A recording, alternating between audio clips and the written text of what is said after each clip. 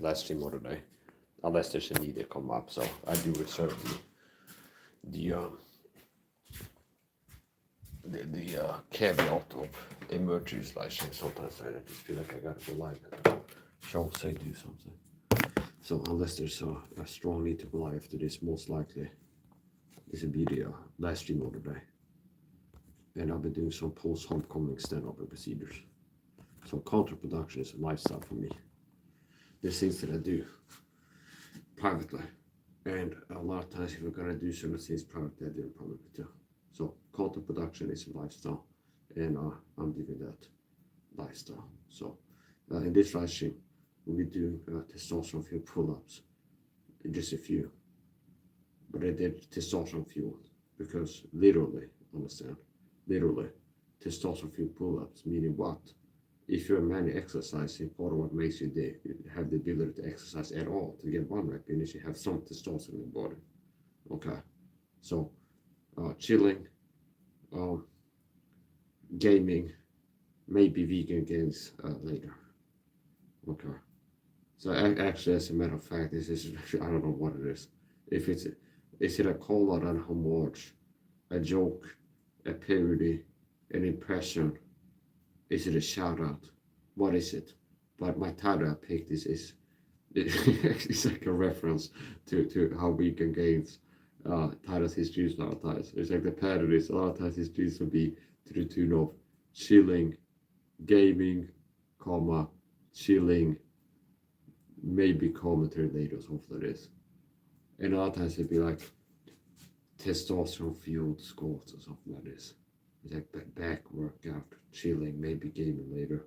And then for the special one is in his villain moment is when he gets the cat, that part of the stream, where he sits down in his chair and he gets a cat. It's not like a proper arch villain. Okay, I get you next time, Mr. Gadget. I get you next time.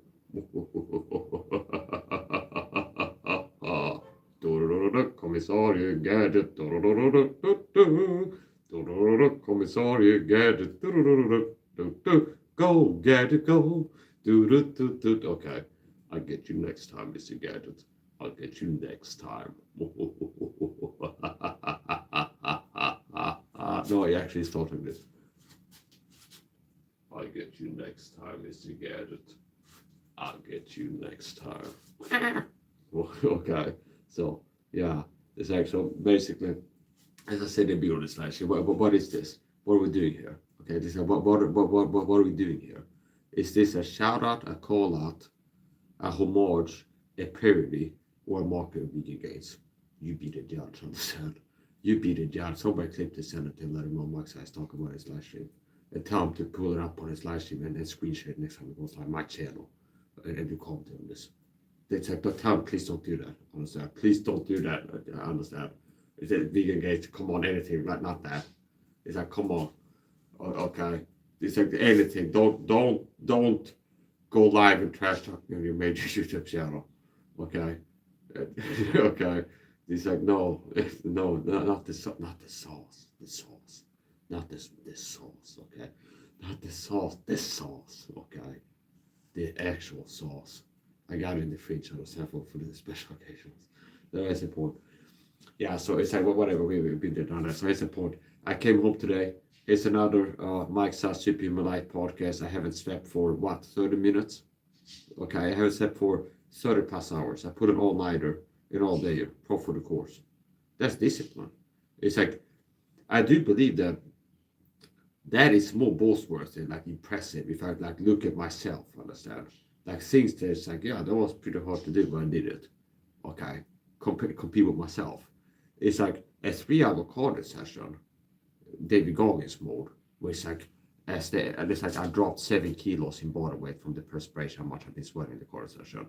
And it's like I'm taking off the scarf and it's like sweat and everything is sweaty. Okay, that is not as hard to do as waking up 7 in the morning, 7 a.m., staying up until 7 a.m. in the morning, and it'd be like, I was gonna go visit some people today. So you know what, I pull an all dayer and end up being awake for 30 plus hours. And then anything you do then is something that most people couldn't do. So anyway, here's the point. Last 3 more days, most likely. All your drugs. No, I'm not. You're a piece of crap coward. Ortiz. Bald head. No, I shaved myself, you coward. All your drugs. No, I'm not on, no, I'm not on drugs. Okay. Says a coward in my chat. Somebody's jealous. You're getting blocked. You're getting blocked. Beta cuck, such a loser beta cuck move to be hit on somebody in the chat started doing things. Oh, we're losers, we don't have anything. We don't have YouTube channels, we don't have the courage to, we don't have anything going for ourselves. We're anonymous cowards. We're bought, troll, cyber stalking, empty accounts. And it's like we don't have the guts to go live and show ourselves, camera and do public speaking. We don't have the guts to even talk in a video on YouTube. And definitely we don't have the guts to be performing in any way on camera on YouTube. That's the type of people you are. So it's such a beta cuck move to be like watching a guy doing shit and hating on it. And that's all you're doing. That's all you're doing. That's such a loser thing. It's like I can feel like I need a shower now because it's so disgusting. I got 2 people blocked. One person asking me on drugs, I'm not on drugs. And last time they got me checked, I wasn't. So that brings me to my next point. People have been saying I'm on drugs in my chat for like 2 years. Okay.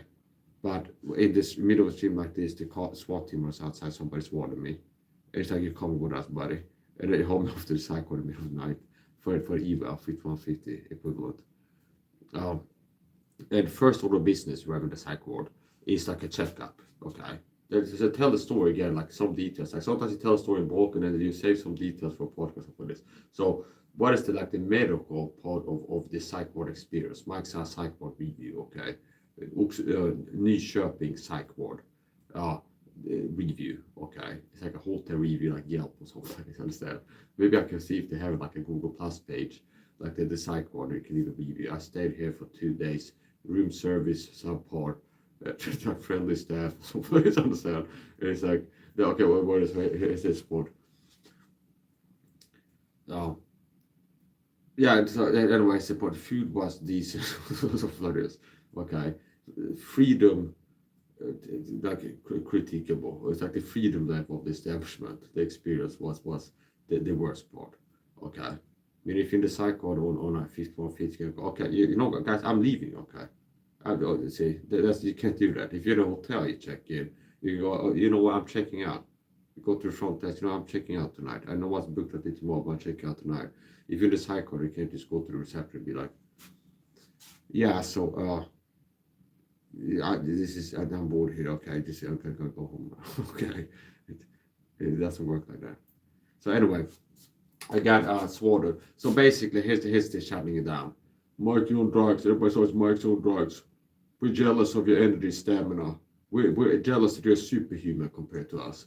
That you can be up for 30 hours. It's like your strength, speed, stamina when you train. A lot of times it makes us feel bad because you're superhuman. Like the average man can't do what you do. They don't have the energy, the stamina to be like live stream for 12 hours, being this energetic for 12 hours straight in the YouTube live stream. See? We don't have that energy. We can't match your performance. So it's like this performance is superhuman. It's about what the average human can do. So it's like we need to play narcissistic mind games and falsely attribute this performance to drugs. So it's like it's narcissism. Like all the roads we need to roll. Once you understand narcissism, it's a workable model framework to explain and understand reality. Okay, so it's like, what is somebody showing up in my chat saying, "Are you on drugs?" It's weaponized communication. It's an accusation disguised as a question. One, that's one thing it is. What else is it? It's narcissistic devaluation and an inversion. It's narcissistic devaluation and an inversion of the truth and projection. See, because who is the person that this is being said to? A person, if you understand psychology, is likely to evoke things of envy in people and induce narcissistic injury in narcissistic individuals, because the guy has intelligence and looks. Somatic intellectual narcissists are likely that this guy is a north magnet. If a somatic narcissist, Mike's YouTube channel, that's the type of guy that will induce narcissism in them. because their false self is they're like beautiful, the most best in shape person ever. And Mike is really for real better looked average person, and in really good shape with a six-pack. See, so it's like a somatic narcissist like to get narcissistic injury, and an intellectual narcissist like, yeah, I'm not use of the smartest guy in the world as a false self. It's gonna be what this I can sense this guy's smart. So basically, oh okay, Mike a rare quality, say, an admirable trait, a power that he has that people value is his energy athletic level, his athletic level. If you watch my videos, my training streams, my strength, my speed, my stamina, and just the physical performance level, simply that. It's like most people can't live stream for like 18 hours in 24 hours and be this energetic for 18 hours on camera. Do you understand? They have politicians do filibusters, where it's like for 6 hours they're standing and doing public speaking, and it's like, do you understand? It's like they're really struggling. Okay, so it's narcissistic behavior, where it's Mike is really energetic. He's got rare stamina, endurance. He's able to do things for longer at a higher intensity level than most people. This is something we need to devalue. It's a value. This person contains a value, energy, stamina. See, and that is something that's a value. We need to devalue it narcissistically by a false attribution. See, it's like, well, he's got rare energy and stamina performance. It's rare to be able to be live. If you look at Asmongold or Penguin C, they're never this energetic. They don't have the energy, understand, that I have right now after not having slept for 30 plus hours. You never see them be this energetic, really. So they're, for 30 minutes in Penguin C video, and Penguin C, today we're going to talk about elderly. He's not this energetic for 30 minutes in his videos, okay? And my baseline is higher than his peak, understand? In rare form, Penguin C has a double espresso. I don't know, do you understand? He does a cold plunge, a double espresso. What would it take? Understand? Perfect storm of everything that gives man energy. It's like if Penguin C or Asmongold or what's the guy's name? Ben Asari, okay? They're never this energetic. Their baseline is like maybe they show up in a 10-minute video a day. Ben Asari. And he's never this energetic. But I'm this energetic for 12 hours a day on regular. See? So it's like weird. So it's a value that I have, that I possess, like the energy, which is an indicator of health. Why do I have this energy? Because of a superior character. By being more disciplined, more a warrior, more masculine than the average person. And character masculinity yields physical masculinity. So being ripped with a six-pack is a visual indicator of not low T, understand? Because adipose tissue collection in the abdominal region is commonly correlated with low T. So if you have belly fat, one of the most reliable indicators of low T is belly fat, like a beer belly, which means, and without hooking a person up to a hospital to check their blood, like free testosterone, whatever, how do they check it? One of the, like as a layman, diagnosing people, I can spot low T across the room. One of the most reliable indicators of low T, and I'm going to explain to quality, is belly fat. So you have like a testosterone level belly fat graph, and if testosterone is here, belly fat is here. So it's like it's mirrored. If testosterone goes down, belly fat goes up. So one of the most reliable indicators of testosterone levels have declined in a man is fat starting to collect in the stomach, like belly fat going up, okay? Which means in a man, okay, if man X had a flat stomach at 22, now he's 48 and he does have a flat stomach, he's got a beer belly. That is a reliable indicator, safe bet, that he's got lower T now than when he had a flat stomach, see? So one of the most reliable indicators of testosterone levels having declined from a previous level, having decreased from previous level, is belly fat percentage being higher than at the time when it was there. So it's a point. Yeah, so it's like, oh, the obvious thing if people have intelligence and knowledge is like, Mike has high testosterone. He's got ripped lean physique. What do we know about testosterone? Testosterone yields lean muscle, see? Makes it easier to achieve and maintain athletic physique. What's another fact of high testosterone males? They're more athletic than low testosterone males. Sherlock Holmes. But let's attribute it to meth because I don't like that Mike is better than me. Okay? So it's like false attribution, devalue, see? So it's like, I'm an enormous coward. The average man who is obese, their physique, who's a hater. I see Mike Sasha up on YouTube trigger me by just being rare. Did you know that only 1 in 25,000 men about 35 years old have a six-pack? That's put me in the fitness elite, okay? Top 1% male physique level, fitness elite. That puts me in the fitness elite. These are not emotional words. These are facts, okay, accurate. Meaning fitness elite, 0.004% of men above 35 have a six-pack. If it's 2 or 3 or 4 zeros, okay, 0.4 something, above 35. So only 1 in 25,000 men have a six-pack above 35 years old. I'm ripped with a six-pack at 30. Rick James, bitch. I'm Rick James, bitch, at 36. Okay, natural. That makes me even more rare. So here's a fact that I retain in memory. Okay, only 1 in 25,000 men or so have a six-pack at 35 years old or older.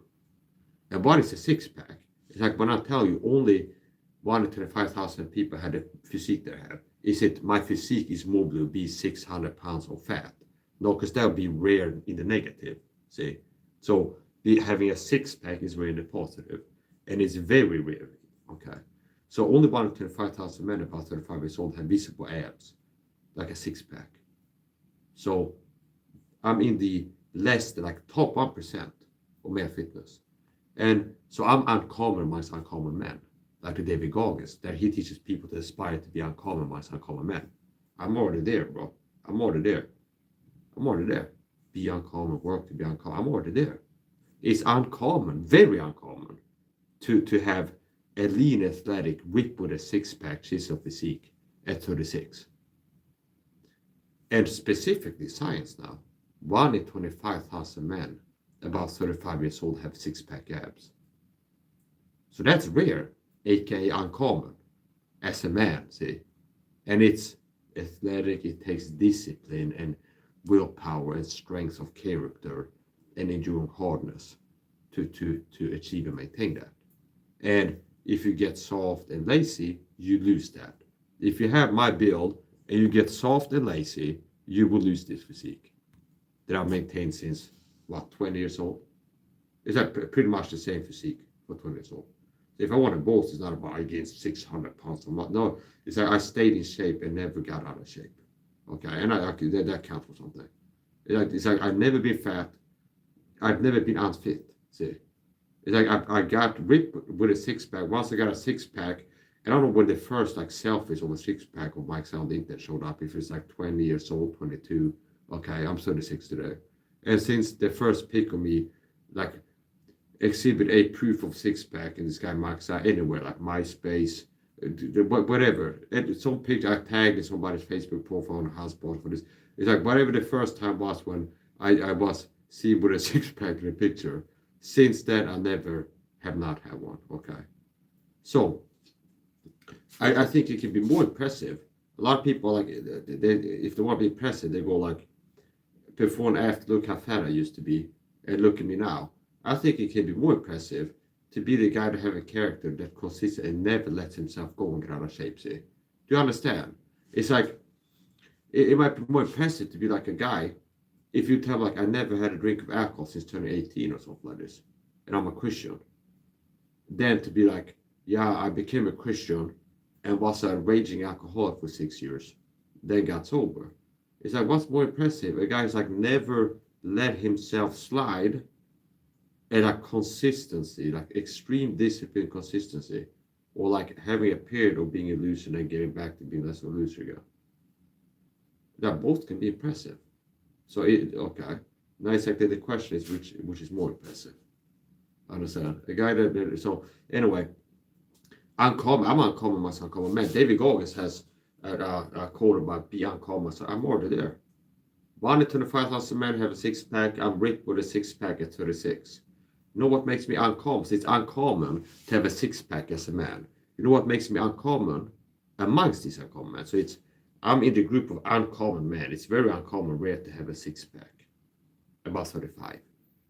And what makes me uncommon amongst these uncommon men, meaning less than 1% of men have a six-pack about 35, is that I'm a natural, meaning I don't inject testosterone or human growth hormones that is into myself.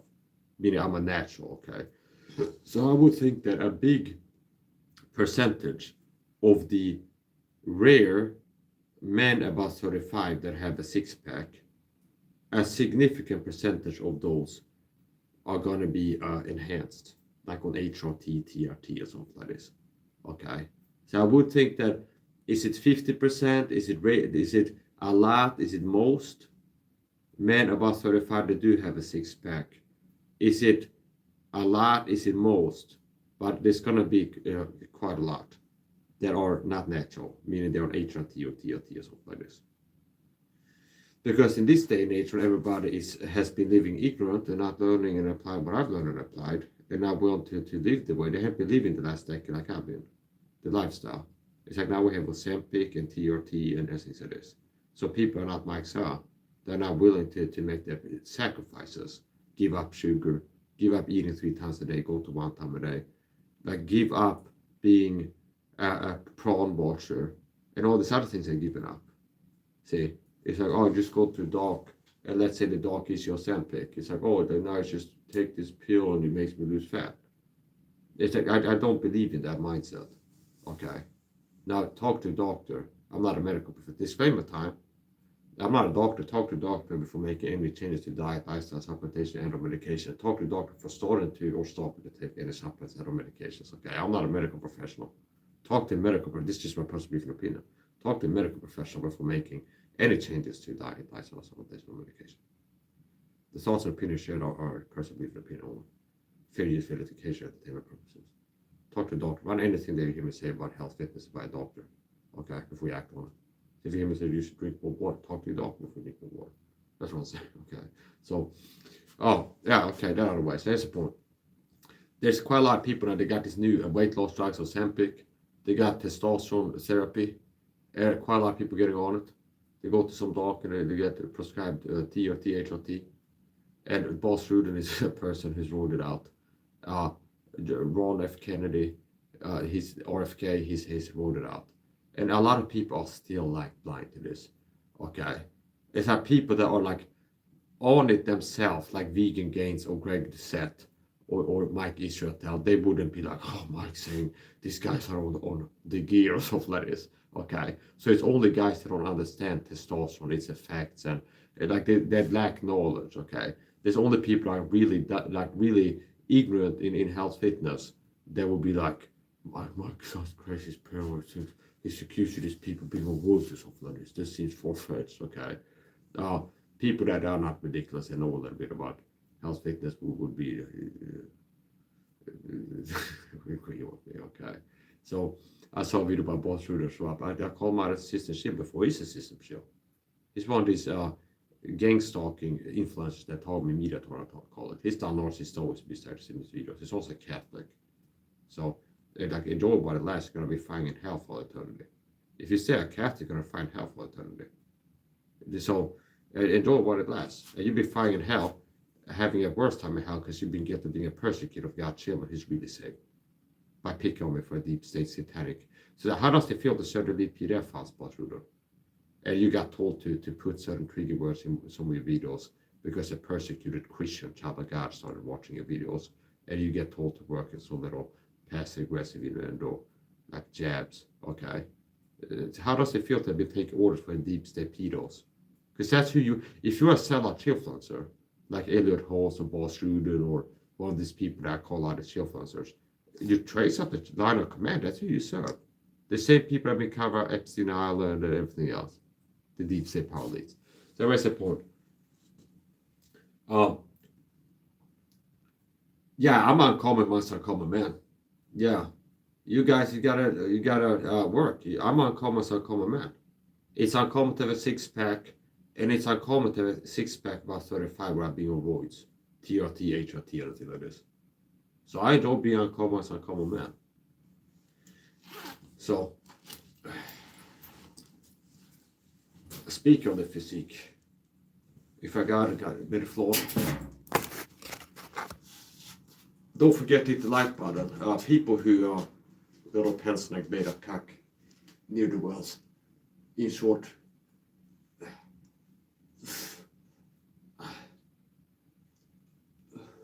why don't you take some pictures of your pencil legs and upload them to YouTube so I have something to laugh at and for your butt buddies to tickle themselves to. You know what I mean? Okay, like the vibrator squad. You know what I'm talking about. Okay? The Mike Side haters, they come into my chat talk about kissing my butt and things like this. It's like, I get it, okay? Why? Okay? Why are you this way? Did you show up in my chat, writing comments like this? I didn't make it that way. Did you choose to end up acting like this? Okay, it's a question. So, today, I was at a house party, okay? We were smoking crack, okay?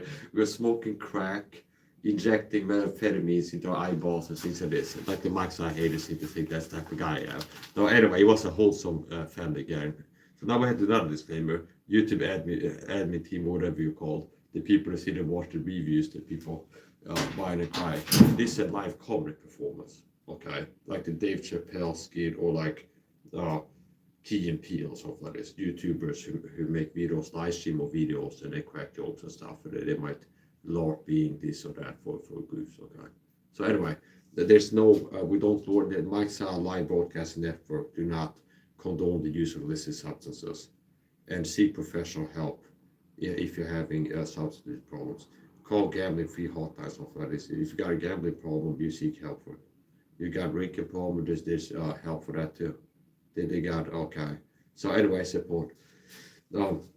Yeah, so all jokes aside, I was at a gathering today, and pretty much going to somebody's house for lunch and then meeting people and be a little bit less isolated than the everyday Mike's life. Okay, I've been living alone for years. That also takes strength. A lot of people are so weak they couldn't survive. They say that the worst thing you can do to a person is put them in prison in isolation because that gives you pain. Okay, supposedly.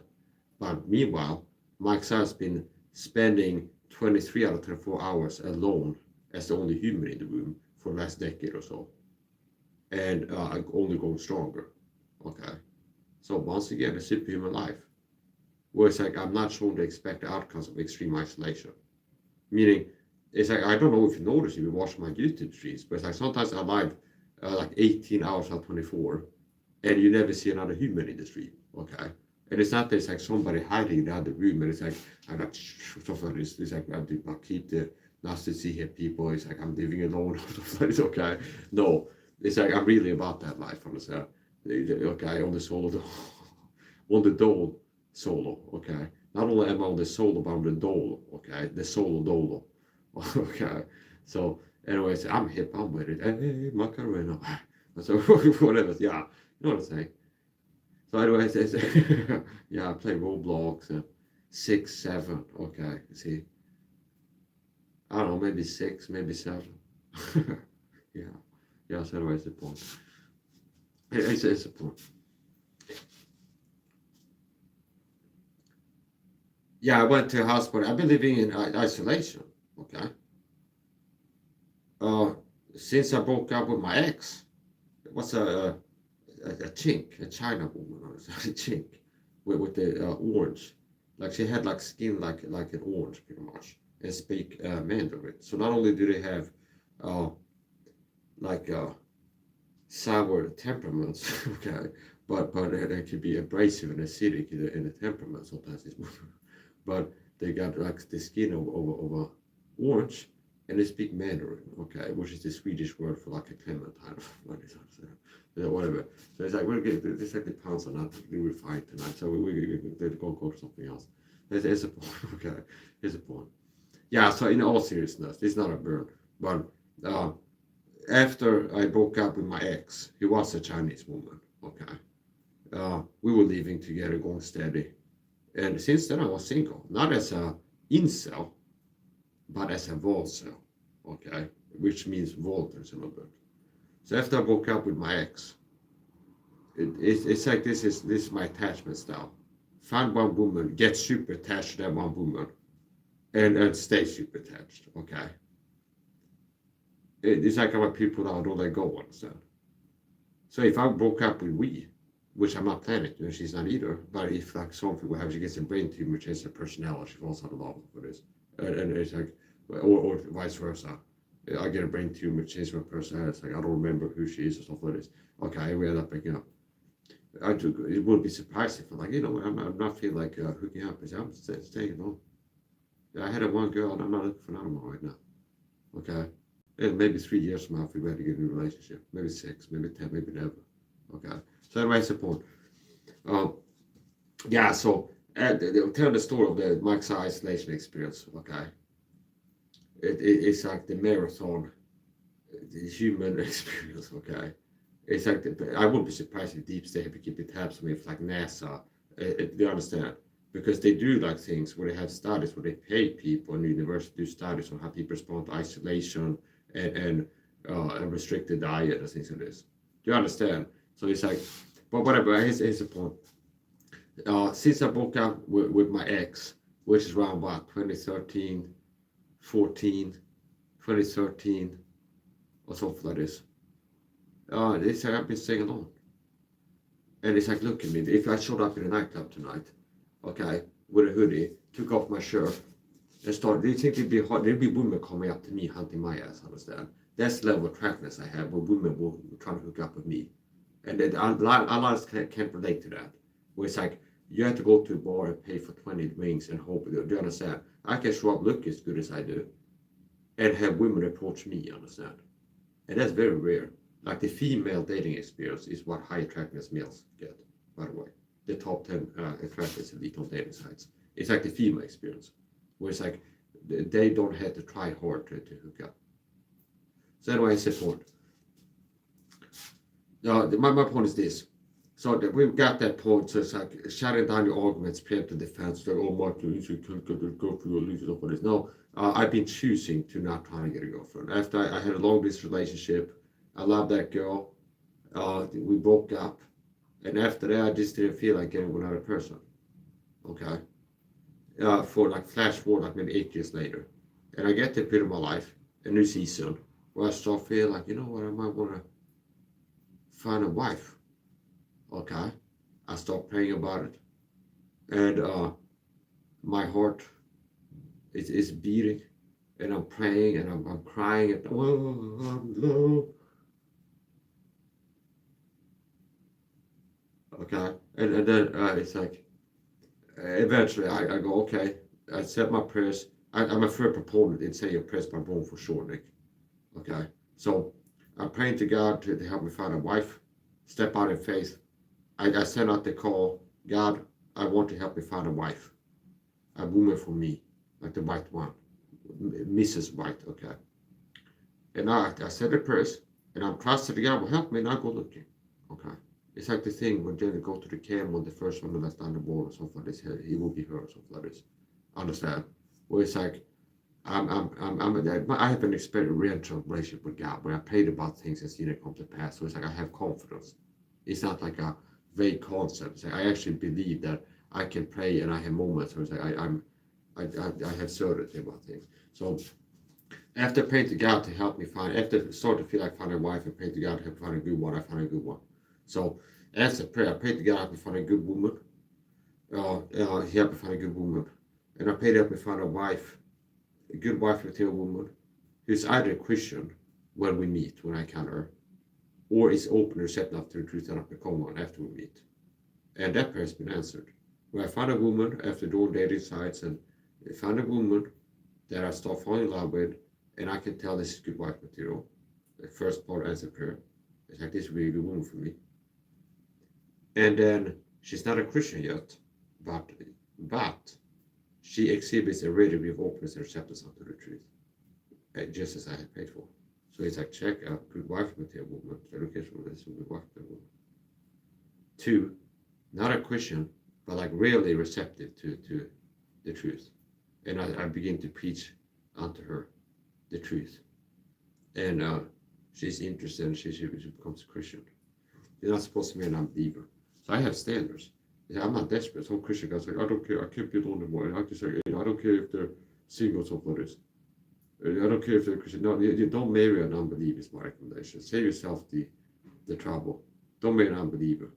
If you're a Christian, don't marry somebody who's not. Save yourself the heartache and the trouble. Okay? That's my advice.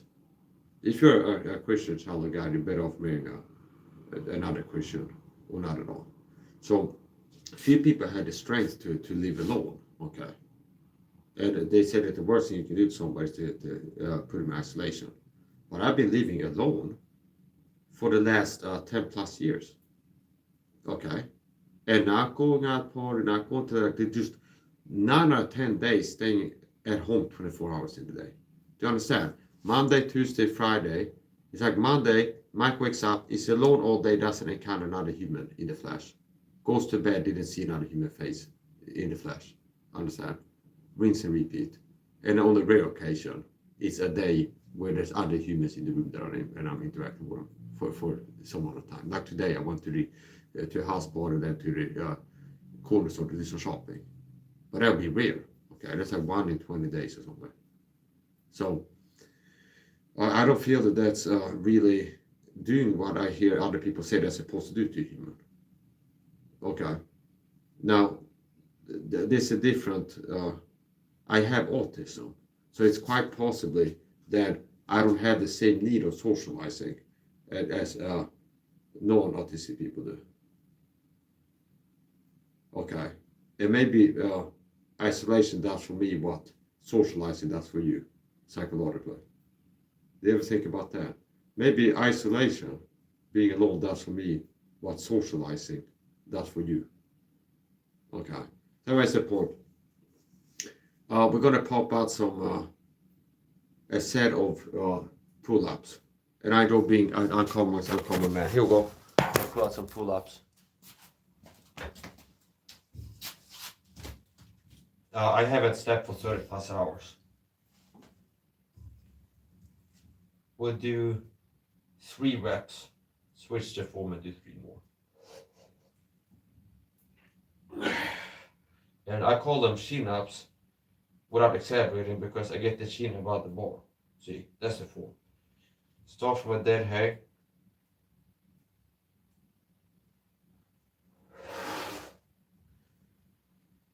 Chin above the bar. Quad over quantity. I'd rather do 3 quad reps right now than 30 low quad. Bad form and low intensity. That's 3 chin-ups. And the chin went above the bar all 3 times. Now we'll change the form and do 3 more. So this is just blood flow reps, okay? This is not enough to induce muscle growth. This is just to do something for me psychologically and get the blood flowing and burn off a little bit of energy still left over the tank after a full day. Help me to be able to calm down a little bit and fall asleep eventually.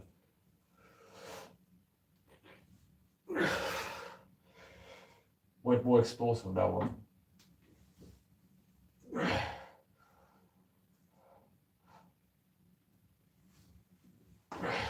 3 reps.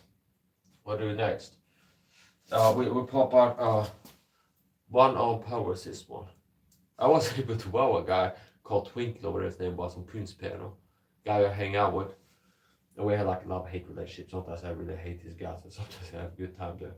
So there was like guys there. It's like it becomes like a tough guy championship on the piano. It's like, Mike, you ain't shit.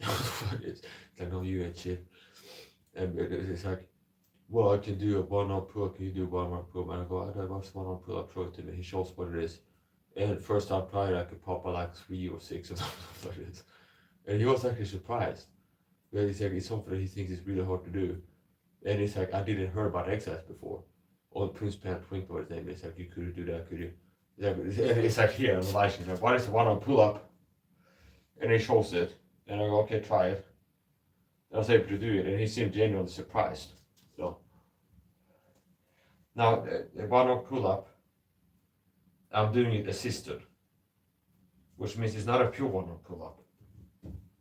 But what he called a one-arm pull-up is you're allowed to grab out a hand. So we do at least one of those.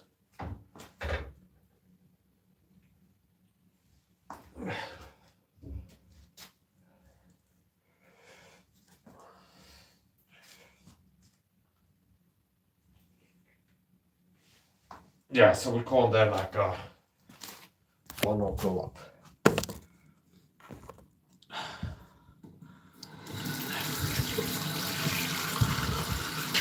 Yeah, so anyway,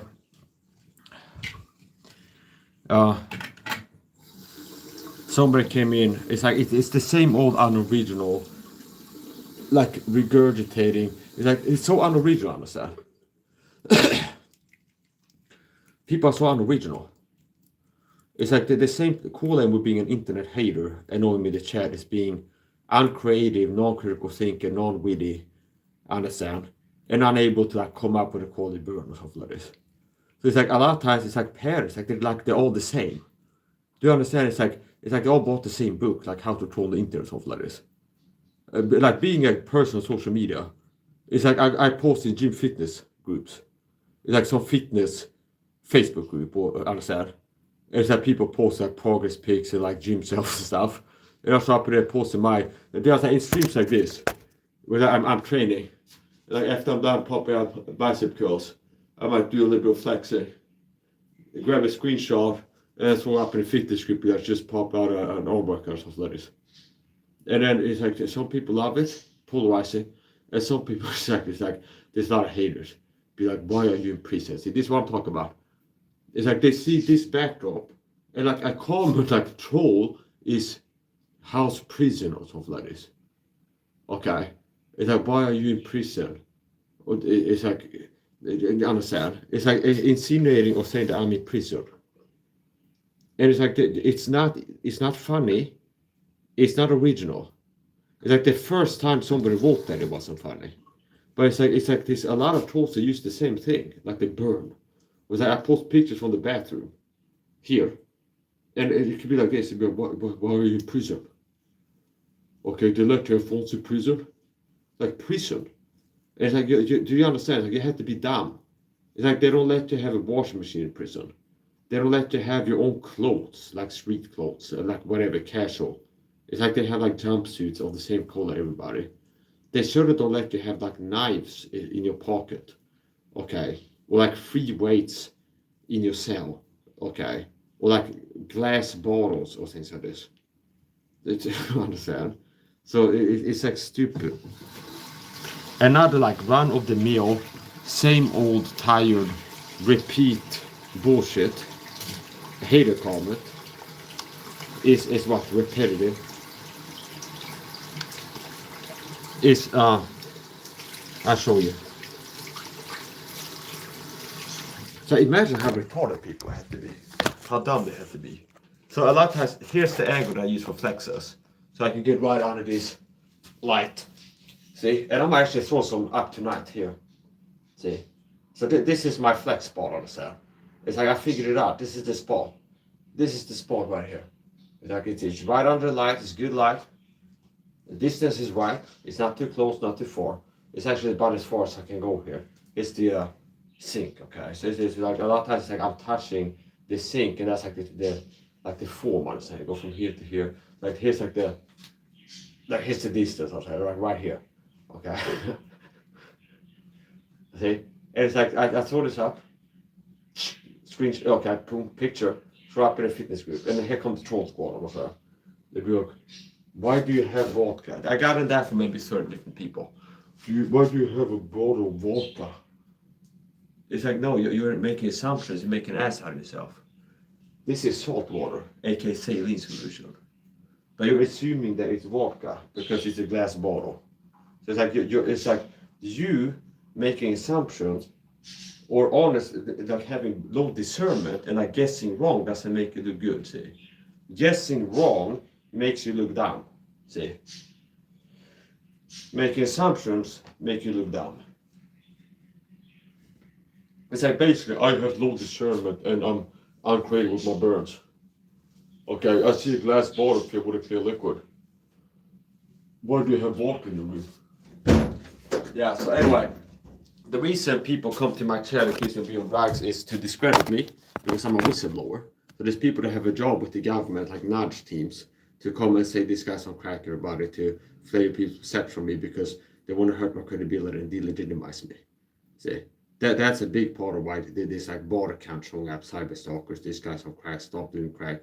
It's because he works on retarded idiots. They are like not the 20% in Maslow's statistics that don't go with the curve, but people are like easily swayed by popular opinion and other humans, what they say, understand? It's like the people that like dive into a clinic and ask the doctors to like inject them with random I don't know what. It's like the type of guys you might expect to be like jump into a clinic like a hospital, hey doc, can you shoot arsenic into me or something like this? And they're just stupid just for asking a doctor to do that. Okay. So it's like, and I'm not surprised that some of these people do things like this. Like show up in an ER, be like, hey doc, can you shoot up some arsenic? Like, don't be asking these people this. So what's the point?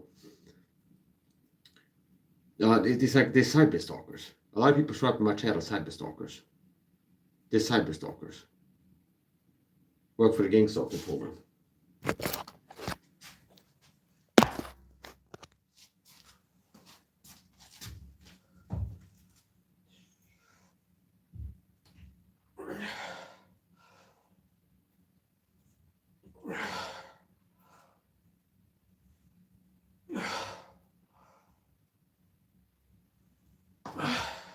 I'll be fine. So, yeah, what was that? So, yeah, it's like, why do people come to my chat as a theme of harassment and come accusing me on drugs and sitting there right now? It's to devalue me because I have rare energy, stamina, and I mean, they see me with life for like 18 hours in a day. And most people can't fathom like being able to do that. Because the average person is low T, high sugar, they're vitamin deficient, they don't take the vitamins, they eat a high sugar diet. It's like whatever the lifestyle they're living is not helping them to have the energy levels that I have. So it's to discredit and like devalue what I'm doing. And whatever it is bad. So anyway, my point is this. All the time, like streams, like every streamer has someone considered accusing me on drugs. But when I really got tested, I got sworn, the cops showed up, take the psych ward. And they didn't come here to arrest the people in the apartment complex that have been part of a criminal conspiracy harassing me illegally for 10 years. But they come putting me in cuffs for being autistic and going nuts from psychological abuse that are criminal for years. Yeah? So that's it. Notice that like the disgustingness of that. See? And they also had like the monkey in the zoo effect, where perps that have been part of driving me nuts that come out and see me sitting there in cuffs downstairs, and the cops taking me away, like the people that have been harassing me. Okay, so it's like that is understand. They add that to the list of grievances to be redressed. Okay, so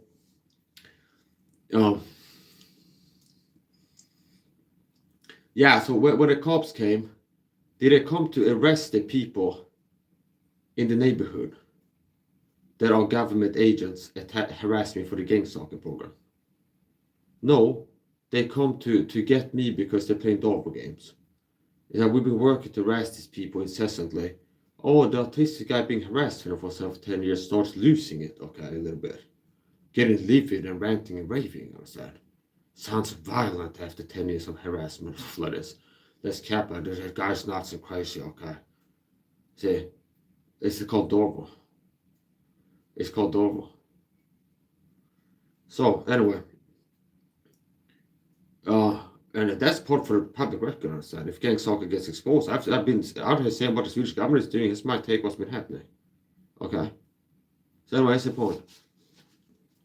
Yeah, so people think I'm on drugs all the time in my chat. Mike, you're on drugs, stop doing meth, crack, stop doing X, Y. It's like any drug known to man that keeps me being on it. But when I got taken to a psych ward, like in the middle of the night, and they didn't call me 2 weeks in advance. Hey, Mike, I'm gonna send a SWAT team to SWAT you and then take you to psych ward 2 weeks from now. So get ready to like flush the drug service system and stop doing meth for 2 weeks leading up to so you can piss clean or something like this. That's not how to do it, okay? It's like I was surprised with like a sudden altering routine. It's like suddenly the cops are here, be like, yeah, it's like, you need to come talk to us. And eventually, I get taken away by me to the psych ward. So it'd be like right now, if I get a call, and it's like, yeah, it's the cops. It's like, the cops, yeah, we got a doctor I want to talk to you. Understand? That's like how it happened. It's like, I'm doing what I'm doing, streaming on the internet, doing what I'm doing. And it's like a call, there's the cops, and this doctor want to talk to you. Okay. And then for like 2 hours, I was working to confirm that it was like that it was real cops and a real doctor and not some kind of setup. Okay, do you understand? Which doesn't make me paranoid. It makes me the opposite of naive. Okay. So anyway, here's the point. So eventually, after I've established that for sure it was the cops, I want to get a PID on them. Positive identification. So a big part of like the time it took for me to turn myself in was wanting to get like confirmation and get sure that it was real cops asking to come out unarmed, like at night. Okay, see, all right. Like part of Sweden, you read about people being go water and things like this, and it's like there was a guy to chicken nuggets man. Okay, so it's like I'm not paranoid. Like, if you read the news, it's like guy gets lured out of his home by his best buddy gets shot or something like this. Okay. There's a lot of things that happen in Sweden. Mostly it's like people are criminals, okay, not like autistic loners. They are Christians and hermits and things like this. But we understand, it's like, I'm not naive. So if somebody calls me on the phone right now, it's just a male voice. Yeah, hello, it's the police. We want to open the door and step outside right now, unarmed or something like this. It's like, I'm not dumb, understand? I'm going to assume that it's some internet hater that's trying to lure me into an ambush or something like this before I assume it's the cops, understand? So I'm not dumb. So once I get a call that people say it's the cops, and it's like they want me to come outside unarmed. But right now I'm armed, understand? I'm at home. But so it's gonna be harder to get me, someone to get me. It's like in here, understand? So anyway, it's the point. So basically a big chunk of like whatever it took from them arriving, started to talk to me on the phone to me walking out, a big chunk of that, like 2/3 of these were just me working to get sure it was the cops, okay? And once I was sure it was the cops, now I was pretty much ready to go. So anyway, that's the point. It's like, what am I gonna do? I'm gonna fight them? It's like, what am I gonna do? Just fight the cops. With what? Okay? They have all kinds of shit, they ballistic shields and helmets and assault rifles and stuff. We're gonna have a slingshot and throw a spear at them or something like this. I have one spear, okay? So even if I want to fight them, the best I can get one of them with a throw. So it's not good enough odds for me to look to even try to fight. If I wanted to, I wouldn't even try just due to the odds, okay? So anyway, here's the point. Okay, so here's the point. Yeah, so all you people have been saying I'm Mike Tyson on drugs all these years. It's like suddenly it's like the cops outside want to talk to me, and it comes clear they want to take me to the psych ward. And I go to the psych ward. And it's like within 3 hours, I think, after they arrive and start talking to me. Not long after I'm in the psych ward. And first order of business come to the psych ward. It's like a short medical checkup and pissing in a cup. Okay. So once you go from the waiting room to being admitted, and it's like a waiting room, and then you get admitted to like the inner, understand? It's like there's an outer area, and then it's like the holy of unholy. Okay, it's like there's an outer area with like the waiting rooms, and then you get to see a doctor, like a medical checkup, and then you go to like the main psych unit or something like this. But anyway, within hours of arriving, I had to piss in a cup, understand? A urine sample, and I still have the printout that it is like negative. So how do you like that, idiots? If I was on drugs, it's like, why would it be negative when I got tested? You fucking piece of shit. You lying sacks of shit. So it's like it's also like an inversion, because I'm unlike the average person. I'm not a sugar addict. Unlike the average person, I fast food times per day. Unlike the average man, I'm not a porn addict. See, so it's like, oh, most people, Mike is less of an addict type than the average person. He has discipline and it's not like a, so it's like a whatever. Oh, here comes a tough guy in the internet. This person is restreaming you and laughing. It sounds like you're trying to start shit, okay? It sounds like you're trying to stir up drama between me and another person by coming to my chat and claiming that somebody is talking trash about me.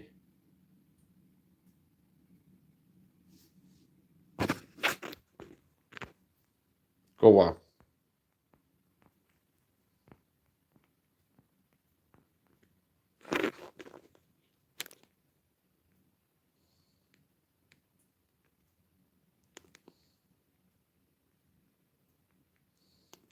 It's like, here's how I put it.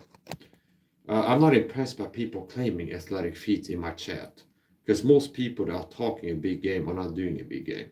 It's that people show up in my chat when I'm training, be like, I do 600 squats per day or something like this. It's like, unless I go check your channel and say, oh, the guy's a streamer, he's got workout videos and like shorts flexing, like something like back up the claims, I'm not taking you seriously. It's like, it happens all the time. It's like, I'm training, it just looks like a guy trying to like match me, or do you understand?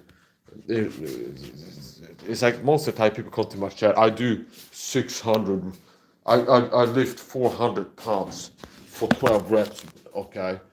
It's like, wow, really? Okay. Well, it sounds like you got what it takes to make us a fitness influencer if you see this level. It's like, why would a person that has that level not be showing it off? I understand. Let's be real here. People that have something to flaunt it 9 or 10 times. Meaning, people that are handsome don't hide their face from the world, typically. People that have a talent usually don't work to cover it up long term, see? Do you understand? People that have something shiny about them typically don't hide it, see? People that are like impressive or rare in some positive way, people got something going for themselves, some talent, typically they're not in the comment section claiming to have it in other people's streams. It's like they're busy doing things on the channel. So a person came to my channel claiming that they did these many push-ups and this and that and the other thing. I highly doubt it. And statistically, I would guess that if I go to the person's channel, they will have no videos of themselves exercising, no live streams, no pictures of the physique. Statistically, like 99% certainty.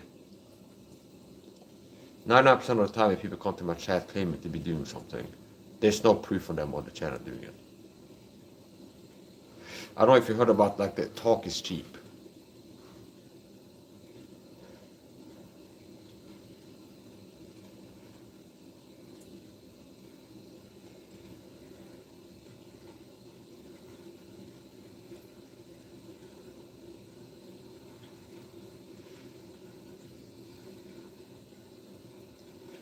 So I have 1, 2, 3, 4, 5 people, different accounts leaving comments, 2 cyber stalkers,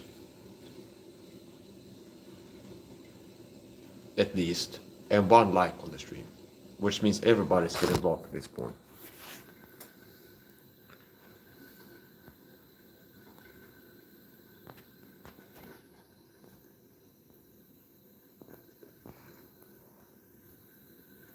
Somebody wrote, you should scrap with Charlie Selenoff. No.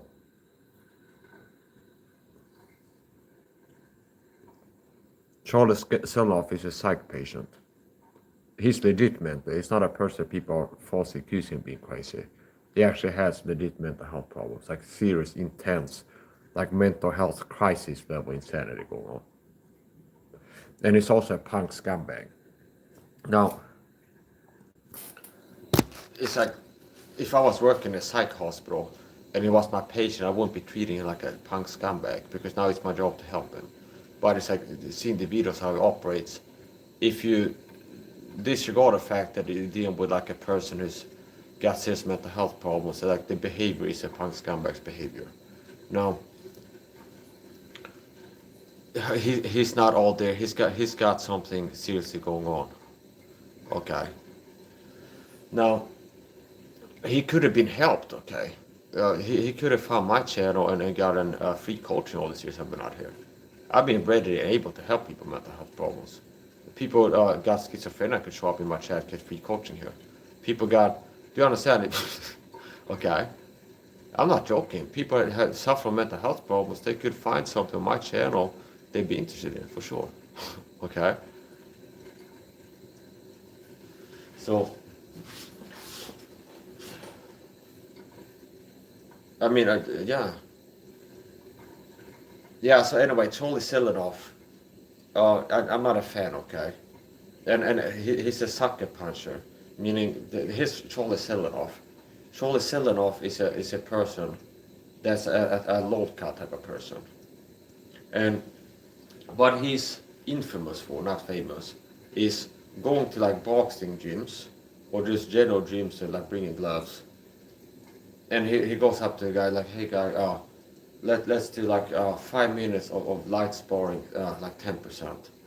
And then they agree to get the gloves on. And then it's like they expect like pity pat and like friendly sparring.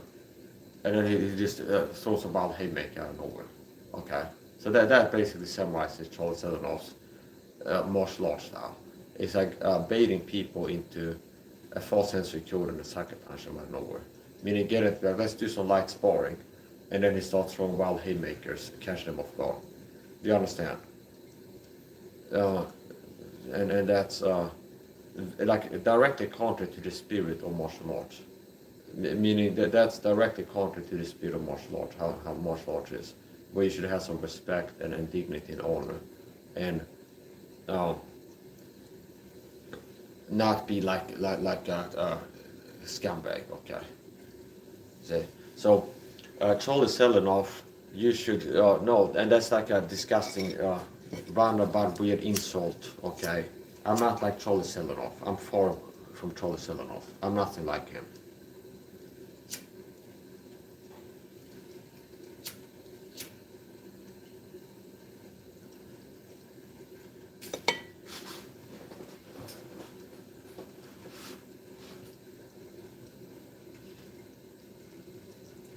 Now, Charlie Selenoff has mental health problems. I don't know why he hasn't been receiving quality help, because I know that he could have been improved mentally if he would have access to the right type of help, like me helping him out with coaching. And I'm talking about orthomolecular psychiatry, mainly, which most people are ignorant of that as a topic to discuss with a person that is like needs to have somebody to talk about interesting topics, to be less lonely or something like this. So here's the point. Yeah, I know I could have helped Charles Selenoff, so he's been devoid of quality help. He could have been helped. He's got mental health problems. He could have seen improvement if he had the right type of people around him, had access to the right type of person to talk to.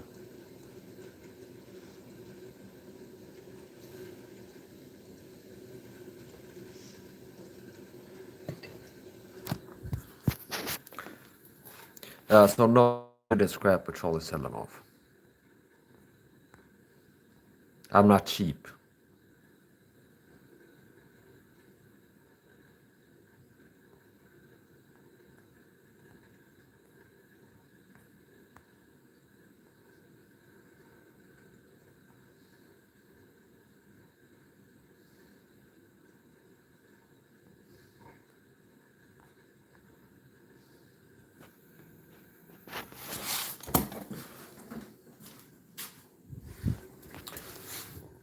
Yeah, so this is the last stream of the day.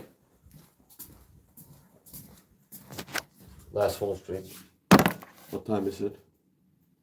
Almost. It's 19:24. And what I'm gonna do now, I'm gonna empty the washing machine. Next up on the agenda, I'm gonna empty the washing machine.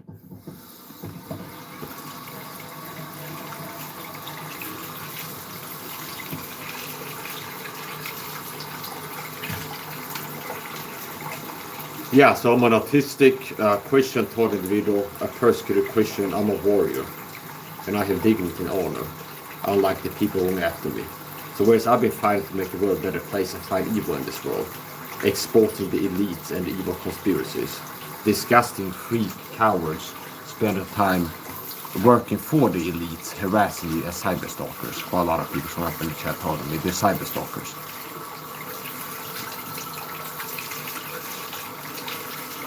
And we'll see how long it takes until I get proven right again. Where it's like things I've been talking about, and now a fringe and people, this crazy, okay, and eventually there will be more people saying it, because that's a pattern, being a trailblazer, cutting edge. Where it's like, as day one on YouTube, since I got on YouTube, start talking, share my opinion, Trump is a deep state puppet. He's a shill. He's a deep state puppet. And it's like, now I look at anyone who's talked about the Epstein files, anybody's got a podcast guest with politicians, Joe Rogan's podcast, Hassan Abi, Asmongold. It's like, it's a popular opinion now. There's a Trump is part of the deep state and he's covering up Epstein. He's part of the swamp. I understand he was a fake. Yeah, like I've been saying since day one on YouTube. Maybe this guy's a paranoid nut job. He thinks the conspiracies are real. This conspiracy says it's real. That one after one, they get proven right. And now people like, what is a conspiracy? Trump is a shield for the deep state. Okay. So,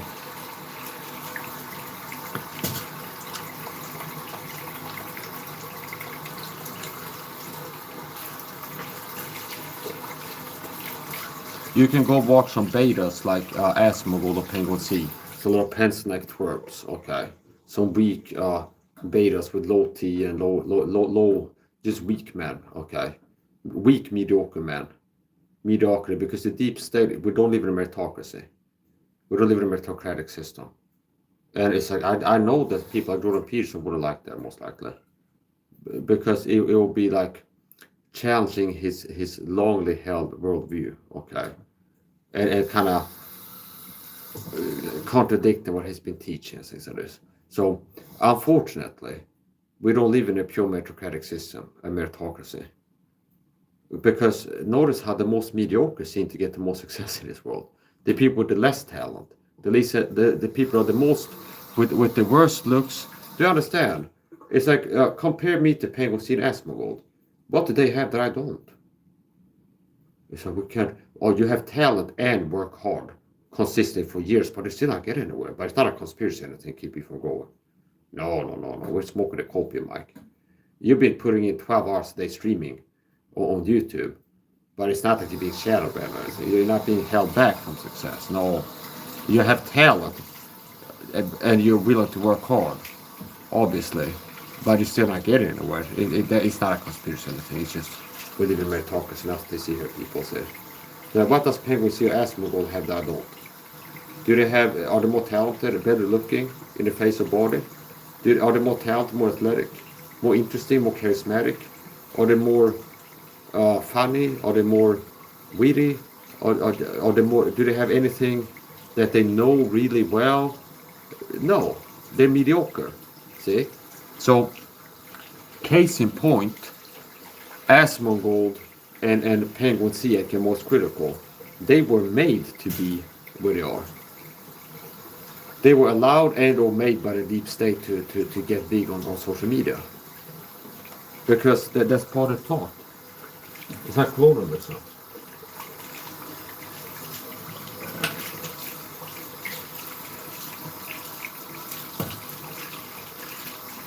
So, we're getting into work more now.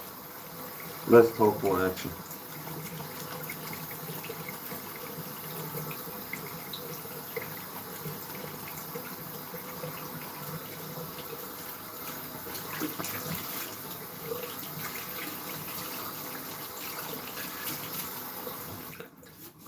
Speaking of martial arts, okay, I got what's it called? A promo. That's a promo segment. So I have a light-hearted, kind of like light sport session that I did today with someone. Okay, and it was good times. And you might see that popping up within 12 hours being a premiere or okay, you might see either the raw footage or some edit I make it shorter or something like this, but I had like a kind of very light kind of like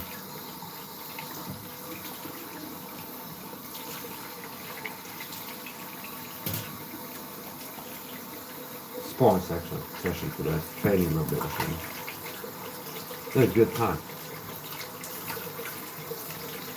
And what you need to understand, if you watch my streams, a lot of the haters that show up in my chat is perception management. It's like, it's not organic opinions that people just come across my stream and act like this. These people that are sent by the deep state to my channel to come harass me and play games and do narcissistic abuse tactics. Meaning flying monkeys. They work for the cyber stalkers, paid their gang stalker to cyber stalkers work for the gang stalker program. So a big percentage of the haters, the online hate that I get on my YouTube channel, they pay their gang stalker tools.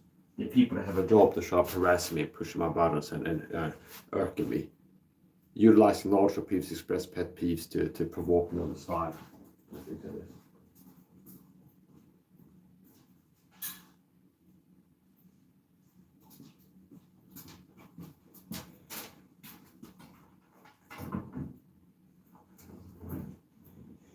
So before you can fill the washing machine, you gotta empty it first. So that's what I'm doing now.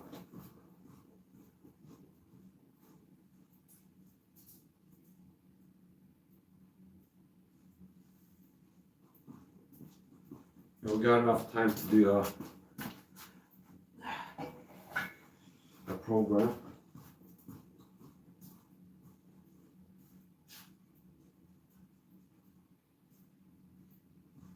There you go. And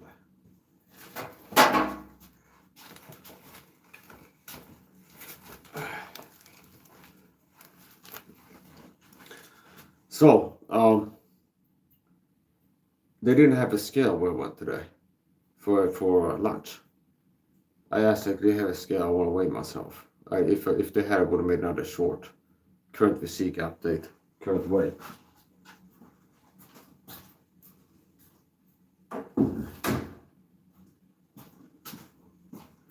Sorry. We start with a 30-minute program. It's important to check your pockets. I learned that the hard way. It's like one time it happens, you forget something in your pants, and it's only that it helps to get you motivated to take measures down there. So the first cycle will be a short program, 30 minutes. And how I wash my clothes, I don't use the anti-testosterone softener chemicals most people do that have low T physique and low T energy. I don't use all these scented perfume products that have legal or testosterone. I don't use softener. I don't use detergent. I don't use perfumed soap. Anything perfumed, scented, fragrance, I don't use it. Also, I don't need a high sugar diet because sugar lows with testosterone. So, it's not. It's like we hate this. It's like we see Mike being energetic and live streaming, having good stamina, live streaming, it's like, oh, you're on meth. A lot of times it's when I'm exercising, people can say I'm on meth. But it's not that he lives clean like an athlete, putting his flesh in subjection, has discipline and eats a low sugar diet and takes his supplements and has discipline and says no to sugary foods and things. No, it's got a false attribute to meth, okay, like a cope. That you're the drug users, you're the copium. You use copium hitters. You're copium smokers, is what you are. Oh, this guy's better than me, he's got more energy and stamina. Let's say he's on meth or something like this. It's like, I don't know, I'm not joking. Okay, I'm not joking. Maybe to really like rub it in your face. I thought about this a few times. Like when it happens, people come and told me they chat, Mike, you're on drugs. Maybe one of these days I walk down to the social office and be like, hey, I'm autistic. It's hurting my feelings. People keep lying about me that I'm on drugs, okay? Can you have a social worker come to my house once a week and have me piss in a cup so I can prove I'm not on drugs and like show people on the internet and shut down rumors that people are saying I'm on drugs or something like this? It's like I'm volunteering for weekly drug tests. Can you hook me up, okay?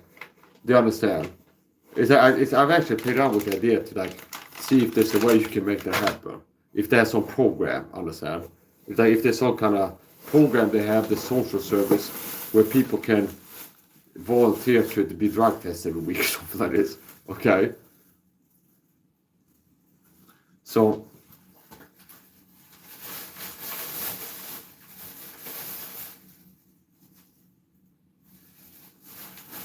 one of the ways I get told about the program is they like to contaminate stuff with perfume that I'm allergic to.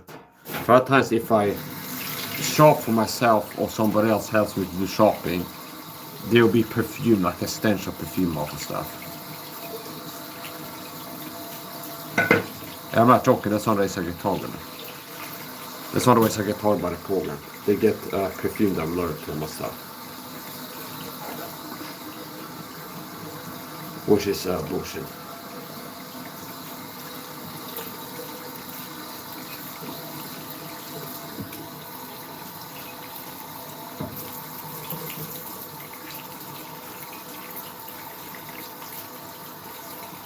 Yeah.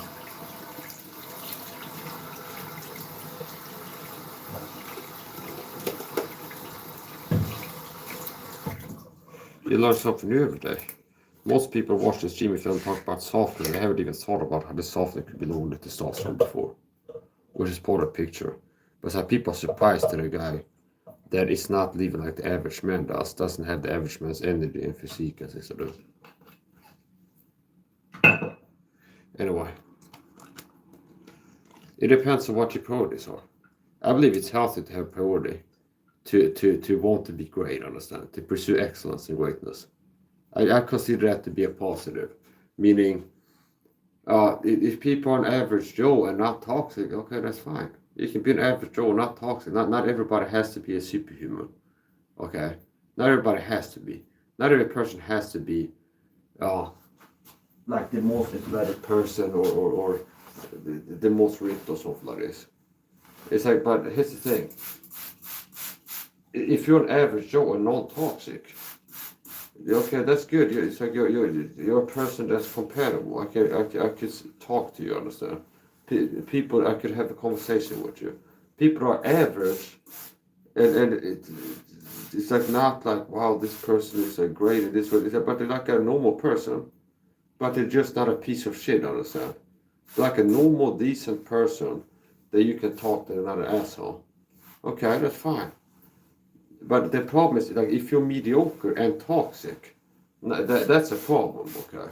If you're an average Joe and you're like a toxic scumbag, yeah, I don't want anything to do with you. You call back on where it came from.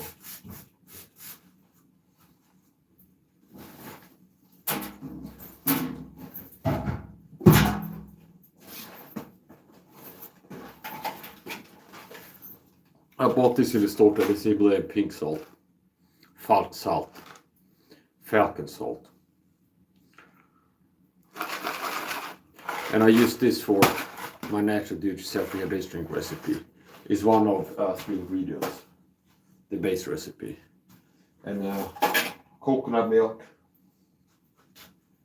Himalayan pink salt diluted with water. That's my natural do-it-yourself hydration drink. So I bought salt today. I also bought 3 bags of ascorbic acid. Ascorbic acid sounds scary. What is that? It's vitamin C. Okay. Ascorbic acid is vitamin C. Just as H2O is water. Okay. And H2O2 is hydrogen peroxide. And what is it? NaCl is salt of some sort. Understand? So you could call ascorbic acid the science name for vitamin C. Okay.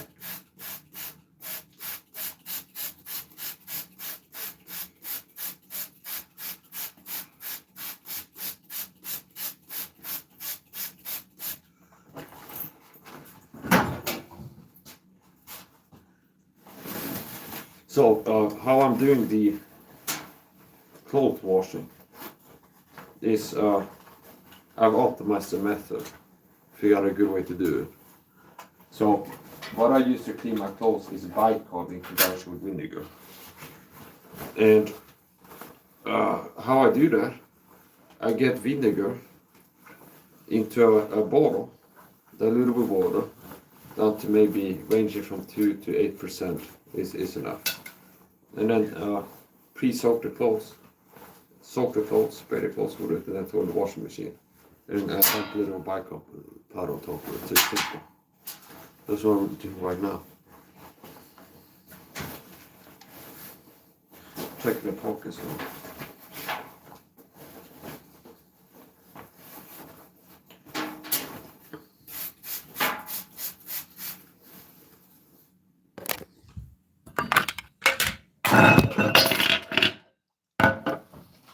Push the view. So here's how it works.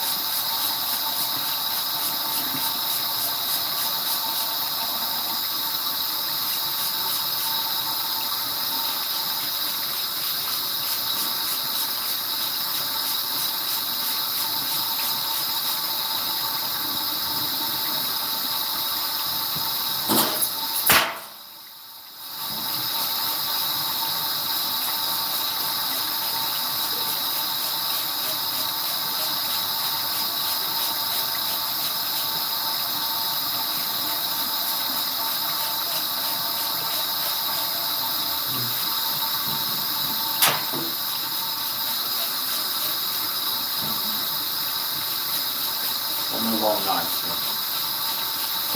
Go on the particle.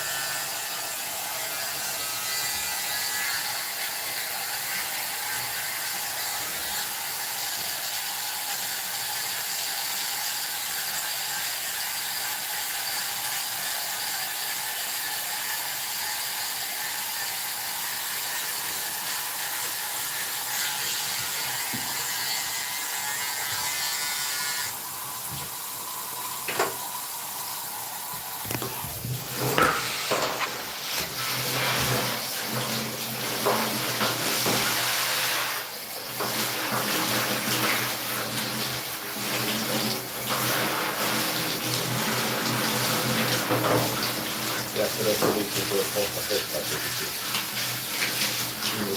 Det var en typ av vanligt tid och det är det. Det är vanligt. Det är vanligt att det är vanligt för detta. Det är sidointresse. Det är visat för det är och even den som jag tänkte att det är av 10 dagar. Så här som det är att vara 10 dagar.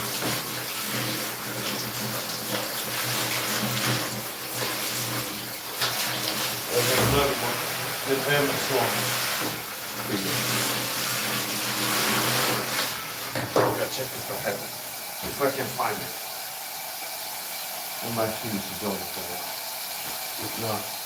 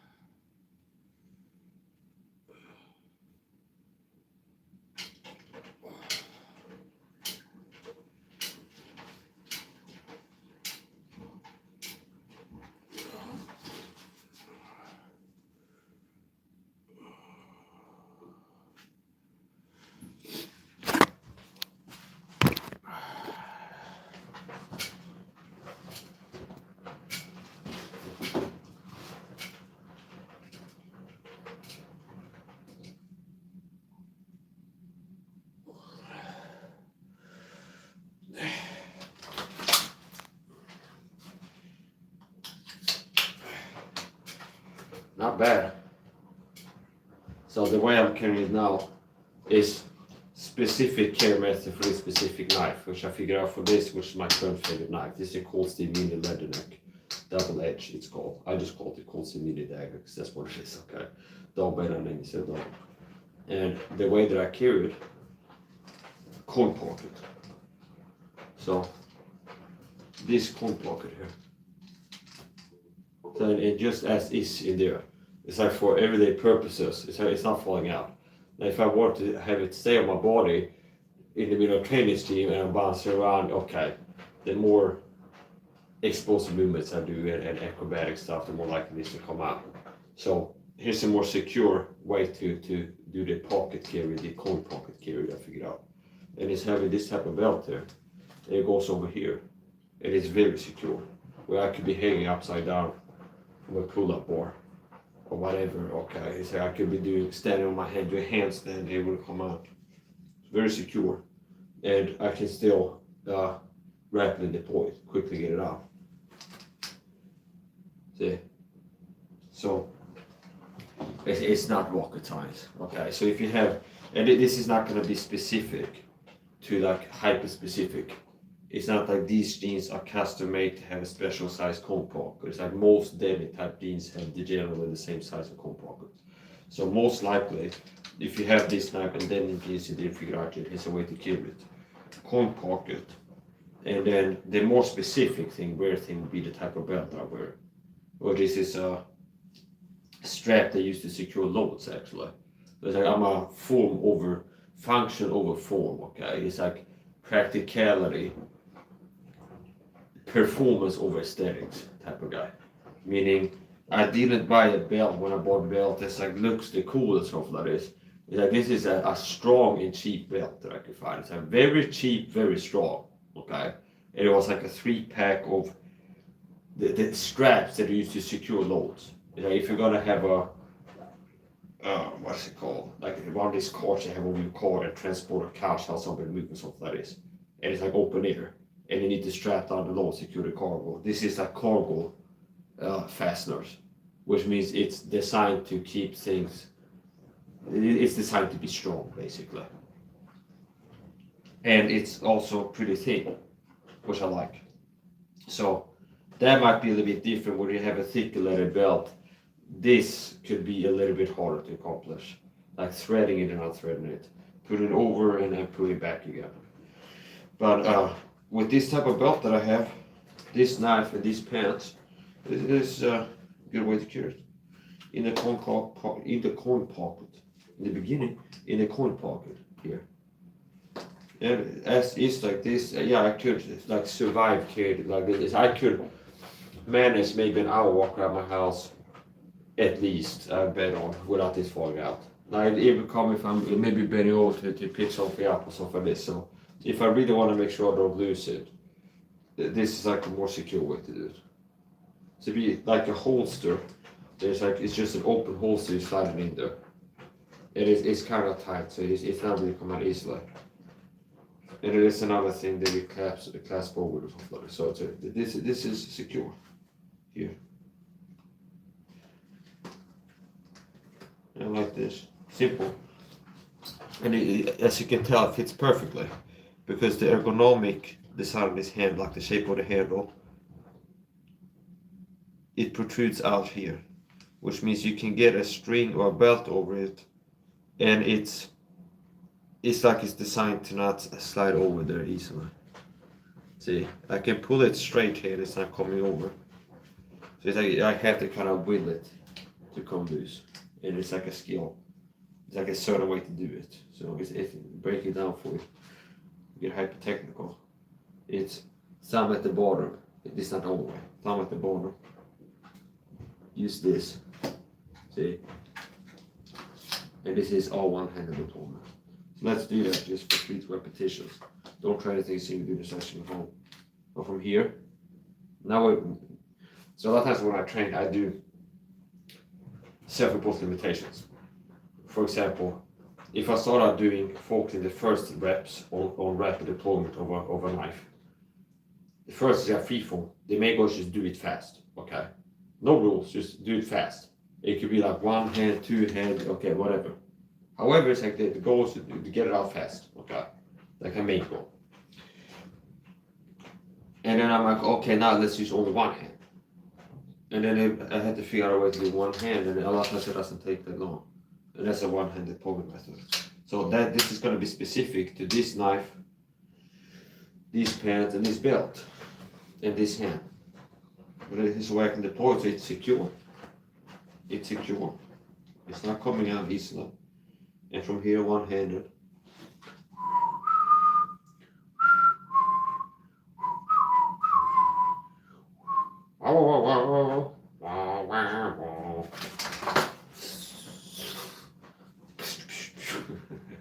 Yeah. Like all Western movies, where it's like a big part of Western movie is like the showmanship of the Western movie. Gunfight is like the speed, I understand, like how fast. And see, that's like 90% of the spaghetti Western movies. Of like, if you think about Kung Fu movies, it's also the speed in Kung Fu movies, it's like how fast they are. A lot of times it's like that's what it is. John Wick in the movie, it's like, well, it's an action movie, it's like, wow, it's cool. It's how fast it is a big part of the draw, see? If you analyze it. Western movies, where it's like the gunfights in Western movies, a lot of times the guy is the baddest, he's the fastest, he's like the fastest gun in the West or something like this. Kung Fu movies, speed, spaghetti Western, speed, fighting, Kung Fu fighting, gun fighting. And it's like, a lot of times it's like the thing is the speed. John Wick, see? If you would do everything he's doing to the level he's doing it, it wouldn't be like that entertaining if it wasn't that. It's the speed that's the main thing. That's the main draw. And John Wick, Keanu Reeves is one of these people that actually can't shoot. I mean, he actually trained himself, and then he actually like legit has firearm skill. Much like what's that guy's name? My old report. Tom Cruise in Collateral movie. He's another guy who really went through courses and actually learned how to shoot. Anyways, the point. So anyway, speed.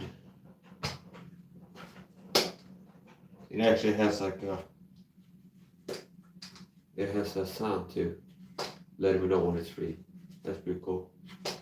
Now I know it's free. Even if I can't feel it's free, I can hear it's free. Yeah, there's a sound, distinct sound. Yeah, so here's a way that here works.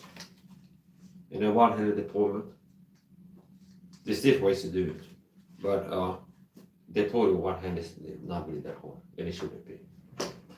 So I'm doing this, break it down here, get the strap over, hand on handle, fingers on sheet, push pull.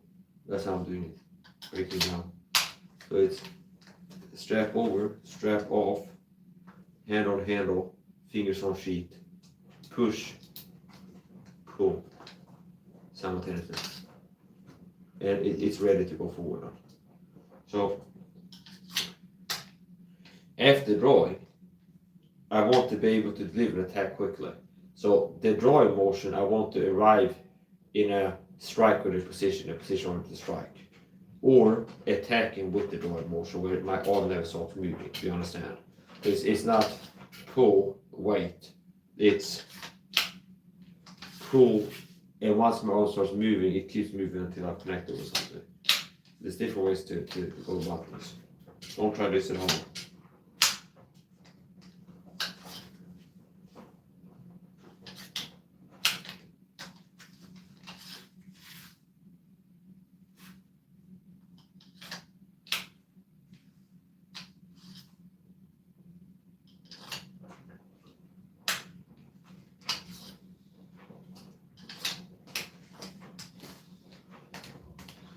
There's not a way to carry it. Not that securely. So let's figure out a way to make it more secure. More secure. Now it's gonna go out there, so.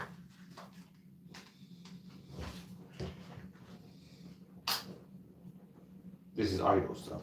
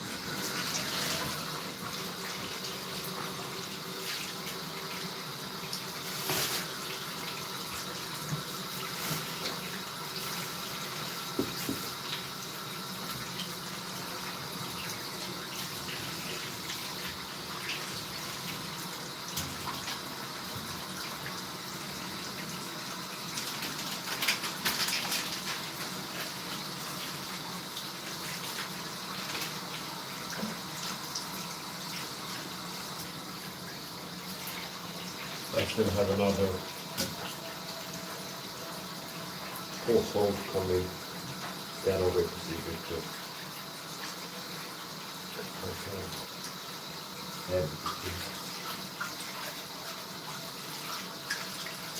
After coming home, I like to rinse my mouth out with salt water and do a nasal rinse as well.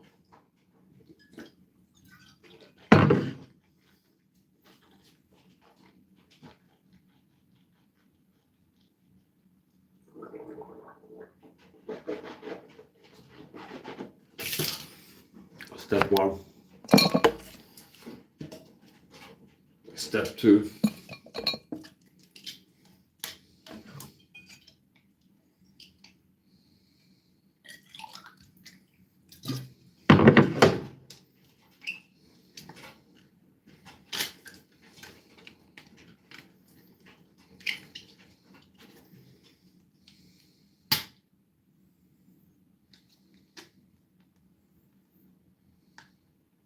This is better than the pot for some concern. Works like this.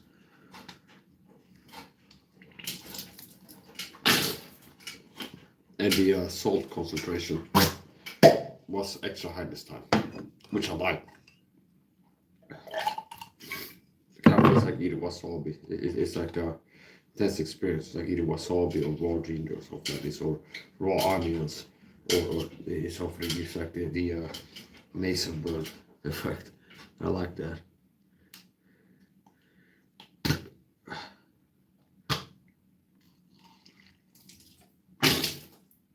Just good old salt water. Well, that's another thing that's weird. I don't use the floor or whatever, the floor wipe, whatever you use to clean your bathroom, and also to whatever you do So there's a lot of products that every person uses that I don't. So I don't know what you use for mouthwash. If it's mouthwash, I use the good old plain salt water. I wouldn't use what most people use. Okay.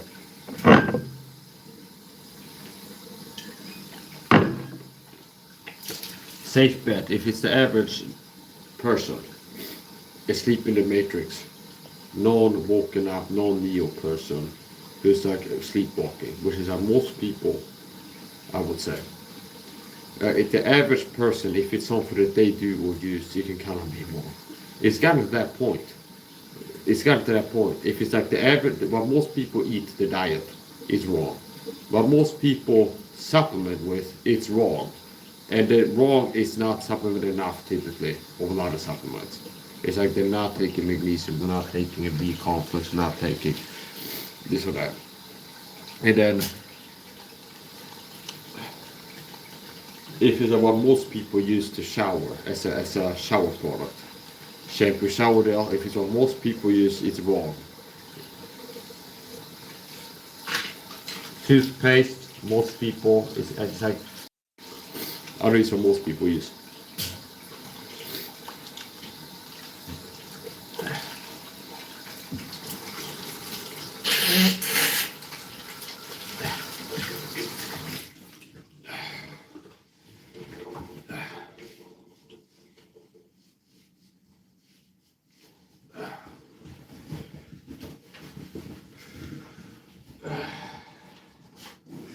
Had a good day today, despite the regular gang stalking, harassment, persecution, probably tactics, but probably forward. Despite that, I had a good day. So my life has gotten to the point of despite. See, some people have it because lifestyle. I have a despite lifestyle in other ways. Despite being persecuted has for 10 plus years, I'm less miserable than the average person, whereas the average person comes off as depressed compared to me. And they're not being persecuted, being financial low income and being isolated and all those things, but somehow they're less happy and joyous than I am. It's like, and most Christians, if they have a YouTube channel, they come across as depressed, no wonder state, and never anything but, say, okay.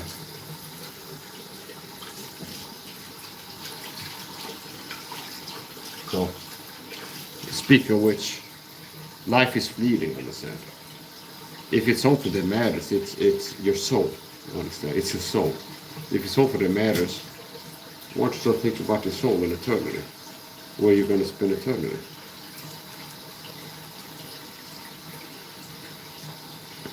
I know where I'm going.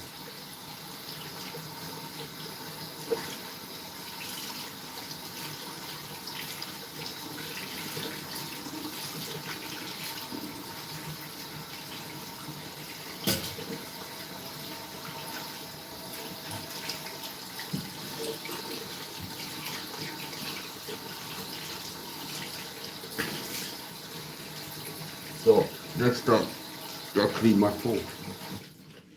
Not a habit, good habit. This is what I was looking for. I was outside today. Earlier today I was live. And as I was getting what in the morning was called like some quality footage, which means contrasted to the regular. I used the back cam, but it's like it's a luxury occasion. I used the high resolution camera in the back that uses more mobile data. Okay, for high resolution footage. And I thought I'd like to have one of these, which I'd like to use for things like this. Good multi-use item, we can use it from everything from killing fires if you're an outdoors person, to cleaning your skin, cleaning camera lenses, sunglasses, keyboards. It's a good multi-use item. Another trick to hack is if you're an outdoors person, these kind of, so this is, okay, so there's leukoplast, there's cotton swab wipes, there's a leukoplast wet wipe. So the main issue is not the brand, but the type of product, okay? And it's different manufacturers of the same product, where it's a non-woven fabric material drenched in isopropyl alcohol. And these are good multi-use items. I like multi-use items. It's like Swiss Army knife stuff. Meaning it's like one orbit, they can do all kinds of stuff. I like things like this. I would like to have 20 tools if I can have one tool that can do the job of 20 tools. Understand? So I like those things like that. I found a good product multi-use.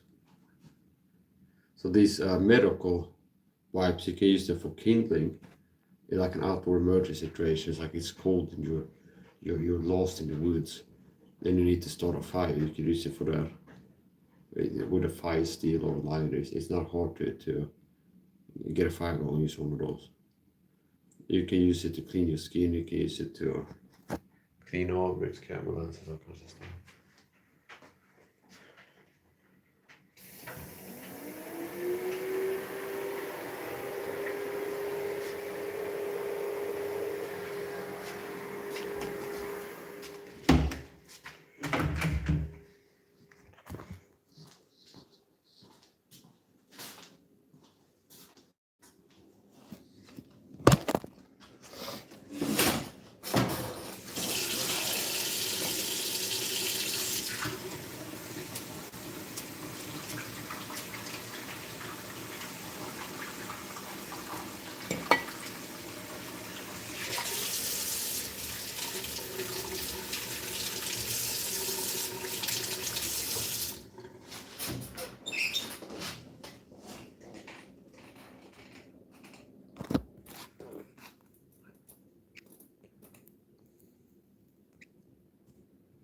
Oh, it's interesting how someone considered being an idiot.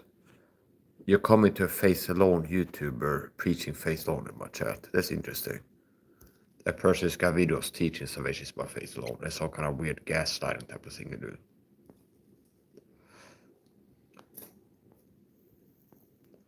Why in my chat saying works don't save you, which is what I teach.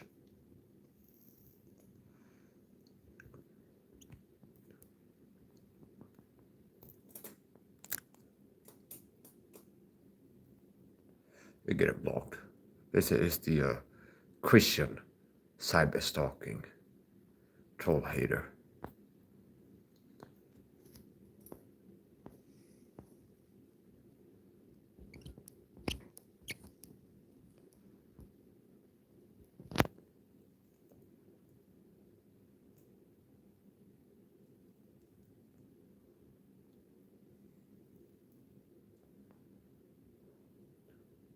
I've dealt with this before. Somebody who's doing a good job being sober than me, and then people come into the chat and act as if they need to preach the gospel, and they always do a horrible job at it. I've dealt with this before. People suck at giving the gospel. It's like the most horrible job in Jesus by helping. For by grace they say through faith, and that not of itself. It is the gift of God, not works to mention most. So I know that verse by memory. I have it memorized. Apparently you don't, because if you could, you would have written it in the chat, wouldn't you? Because it's better quality to quote the verses. You wrote John 16, for God so loved the world that he gave his only begotten Son, those who believe in him should not perish but have everlasting life. What else? You wrote 1 Corinthians 15, 1-4. I'll go 1 Corinthians 15. För det var till först var där på Shire how Christ died for our sins according to scriptures, that he was buried and rose according to scriptures. Then it goes on to talk about how we see no Cephas, then 12, about 500 better ones, of whom the greater part remain alive unto this day, some have fallen asleep. Okay. And then the person wrote, works don't save you. Okay. Does it look like I need any help to preach the gospel? Okay. Which is also like a weird type of gaslighting I get from Christian gang stalkers, where they come to a channel that consistently preaches the gospel faith alone. And this is a weird gang stalking persecution tactic. We get fake Christians coming to my channel and act like they're trying to soul win the soul winner, some kind of weird gaslighting here. It's like a guy who tells you he's sure don't go to heaven because he's trusted the gospel and he's worked to preach the gospel to other people. It's like, oh, the guy's a soul winner. Let's do some gaslighting spin, act like I'm trying to soul win the guy who says he's saved by faith in the Lord Jesus Christ. And so apparently it's like you're insinuating my testimony is that like the gospel isn't good enough to save me. I had to get saved again or what? Okay. Why in my chat preach the gospel? So if it's not to me, it's like don't pretend to give the gospel. It's not giving the gospel. Okay. The person wrote, Can I put up a screenshot? I'll be putting a screenshot live so I can show you what they're writing. Lining close. I can't see any button. Yeah, so a person came and wrote, "We are saved by believing in Jesus, not by works." Ephesians 2:9. And that's all they wrote. And I can actually quote Ephesians 2:9 by heart. "For by grace are you saved through faith, and that not of yourselves. It is the gift of God, not of works, to measure boast," the Bible says. Then they wrote Acts 16:30-31. And bottom out said, "Sirs." Well, and they didn't write this. It's like they just write the numbers, and I'm quoting from memory. Acts 16:30-31. And bottom out said, "Sirs, what must I do to be saved?" And they said, "Believe on Lord Jesus Christ, thou shalt be saved, and thy house." And then they went John 3:16. "For God so loved the world to give his only begotten Son, that whoso believes in him should not perish but have everlasting life," I think it goes. And then 1 Corinthians 51-4. I don't think I can quote 1-4 by heart, but 3-4 I can. "For they what we first saw, that which I also see, how Christ died for our sins according to the scriptures, and that he was buried, and that he rose again the third day according to the scriptures." And then right, works don't save you, okay? So it's some kind of weird game that you're playing. Okay. It's like, do you feel like you've contributed anything to the discussion? Do you feel like you're contributing, adding value to this? It's like, oh, Mike is doing 10 times better of a job, but I'm acting like he needs my help to do a job that I'm sucking at doing, understand? You don't send a boy to do a man's job. So when I quote these verses, I can quote them from memory, because I know the Bible, see, which makes me a more capable soul winner. Whereas you're just writing the references in there. It's some kind of weird gaslighting. It's a Christian gang stalker mind game. Which brings my next point. I said it before, and I say it again. The start of Christian ministries involved in gang stalker told videos. Andy Wood's ministry, Brandon Holtas from Oklahoma Baptist Church, Dulu Bible Church on the whole, their gang stalking ministry, sellout puppet ministry. Raphael Garner is not a Christian gang stalker. Jackson Max 77, Christian gang stalker. Rod Baker's told me for the gang stalker program too, and he knows he has. And he can deny it, add more sin to sin. He that covered sin shall not prosper, something like this. He can keep working to cover up his sin and deny it, and then be surprised if God curses him. But unfortunately, it's like more the exception than the rule, than me being a Christian being persecuted by the deep state, being a target of persecution by the satanic deep state power elites, and have been for more than 10 years. That it's almost like most Christians are recruitable into being flying monkeys, told me. It's like, do you understand how much of a failed Christian you have to be to end up helping the Satanists to persecute a Christian brother, understand? If you claim to be a real Christian. So, what does the Bible say? "So that he that was born after the flesh persecuted him that was born after the spirit, even so it is now." And I've quoted that verse and taught on it before. So what can we derive from that verse in terms of understanding doctrine? If somebody's persecuting a Christian, they're doing it after the flesh, which means they're either going to be a lost person or a Christian in the flesh. So a lost person is a carnal creature and nothing but. They only have the flesh, the sin nature. So if somebody is persecuting another Christian, which I see a lot of Christians doing to me, participating in the persecution, they are at best a Christian in sin, walk after the flesh, being a carnal Christian.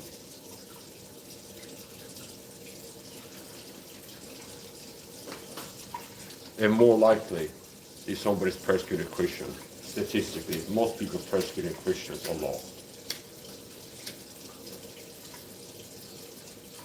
Yeah, so I don't need your help to come in and play weird games like a loser, okay?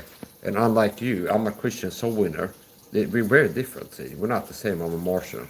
It's like you type in scripture reference, each and every one you type in, I know it by heart and quote it from memory, which you didn't do. Secondly, I'm not a coward, see? I'm not ashamed of the gospel of Christ, see? It's like for you to even like type about something, to chat about the Bible, you need to hide behind an anonymous account, okay?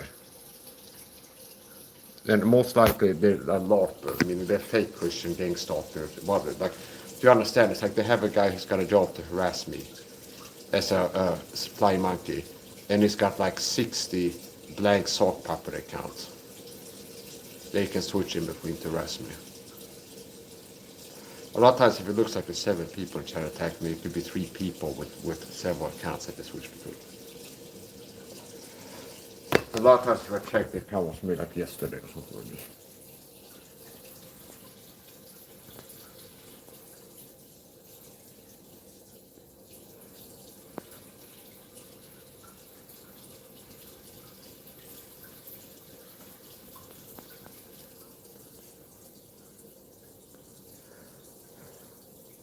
Another cyber stalking, and it's like most likely it's the same person on different account. Another person wrote, does your mom know you have a letter opener? It's not a letter opener, it's a dagger. It's a big difference. And it's not my mother's, it's mine. Brother, is you good? I'm not your brother. Blink twice if you need help. I don't need your help.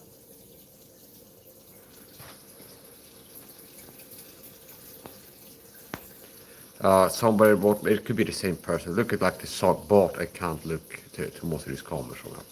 Are you related to Louis Saha? No, I'm not. Well, we're gonna get real technical.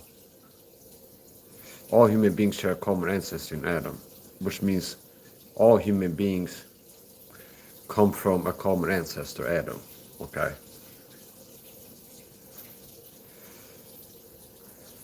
Which means me and let's pick a random person, Trump. Okay. It's like if somebody asked me if I'm related to Trump, would I say yes? No, I wouldn't. But very diluted I am, because we all come from the same common ancestor, Adam. Do you understand? There's like so many bloodlines in this world, but all bloodlines can be traced back to Adam. Human beings share common ancestor in Adam. So, human beings are more or less related.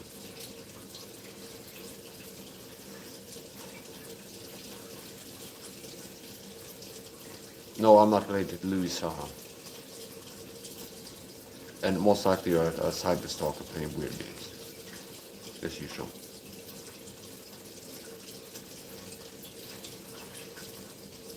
I think Louis Saha is a football or something.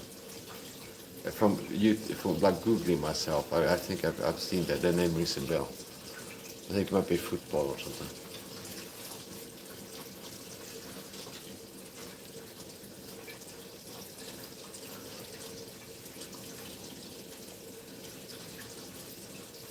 According to, it's like, let's get into some genealogies that do gender strife. And endless ones, foolish and genealogies. I am related, according to a relative that did that back before they had like more advanced ancestry research tools like 23andMe, these things. Which I wouldn't recommend doing, okay? Because I wouldn't like volunteer send my DNA to the government or some database somewhere. I just don't feel comfortable doing that. Do you understand? It's like I don't like giving my ID card to the police for if they ask me which type of street I'm being harassed by the police. And they want to see my ID card and I don't like giving it to them. Okay. Now, according to a relative that somebody asked, are you related to Louis Saha? No. But on the topic of who I'm related to, no, I'm not.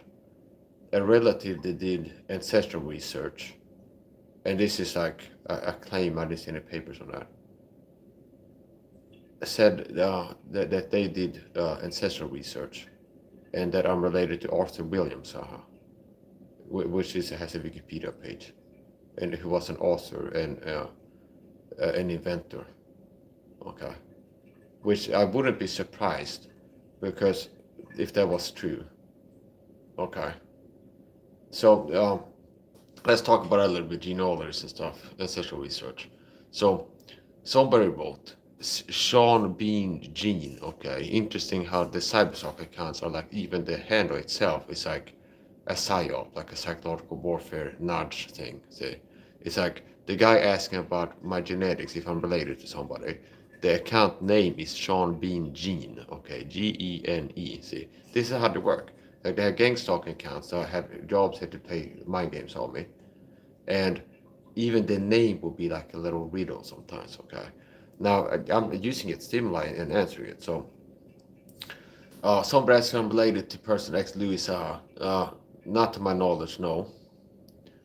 But according to a relative that has done ancestral research, he says that we're like an ancestor is Arthur Williams, and he's got a Wikipedia page.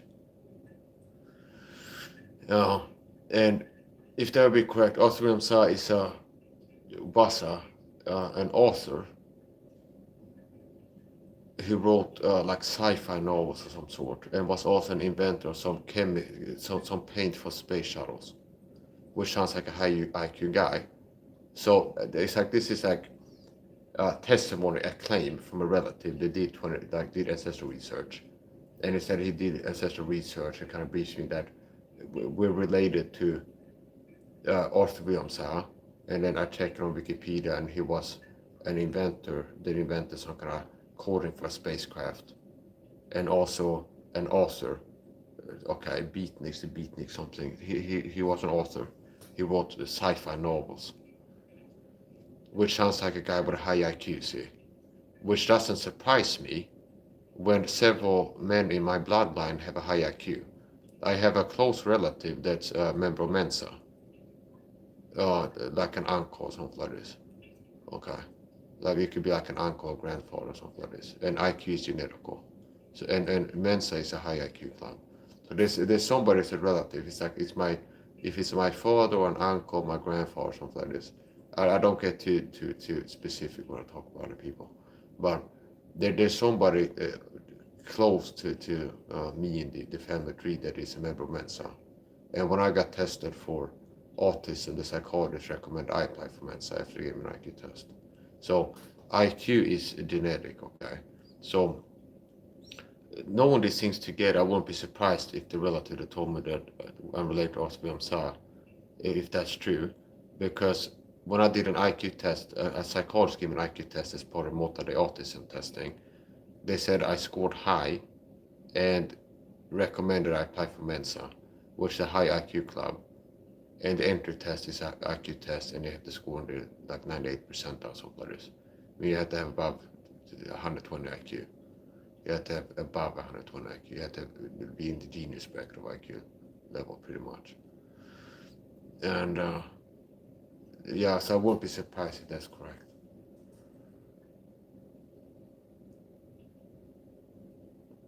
So anyways, the point.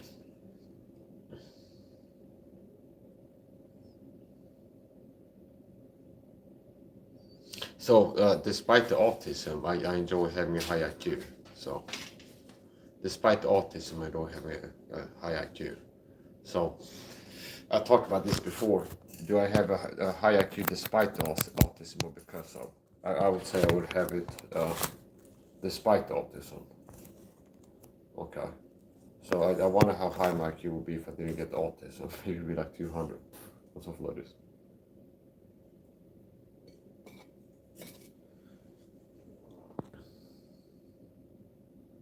I don't like people are cowards. So it's like if you really want to get the time of day and not have like one question to answer for getting blocked for being a toxic person, you can come back with a picture of your face in a real account and stop being like a coward in my chat. It's like, don't you feel like pathetic trash humans when they operate like you do? Don't you feel like what you are? Like disgusting freak cult member weirdos are like harassing a person on the internet. That's your job. It's like you get paid to show up and play dirty games and harass a person that did something wrong to you before. Like, don't you feel like some sick freaks doing what you do? Don't you feel like sick freaks working to harass and target somebody online that never did something to you? It's like, oh yeah, my job is to harass people on the internet that never did something to me.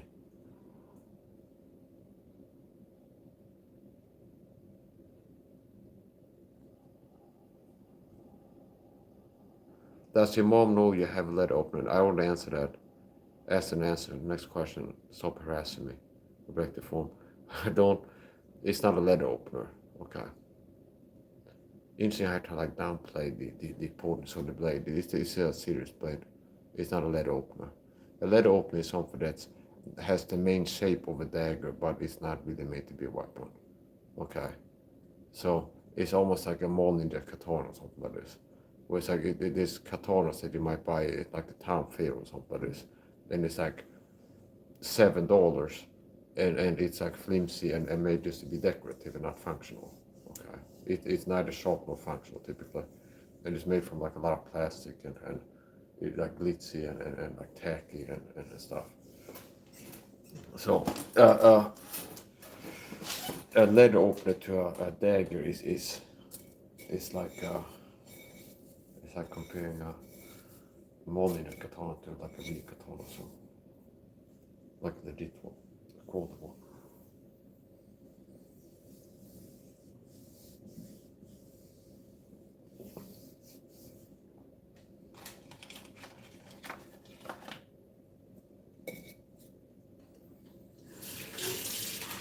The house always wins, but thanks for playing.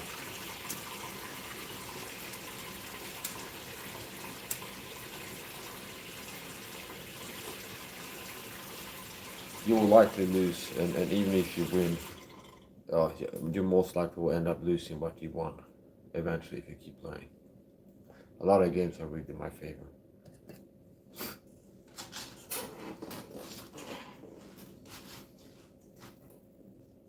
So if you can get some non-retarded, non-toxic flying monkey comments in the chat, that'd be good. Now we're dealing with a lot of weird stuff here.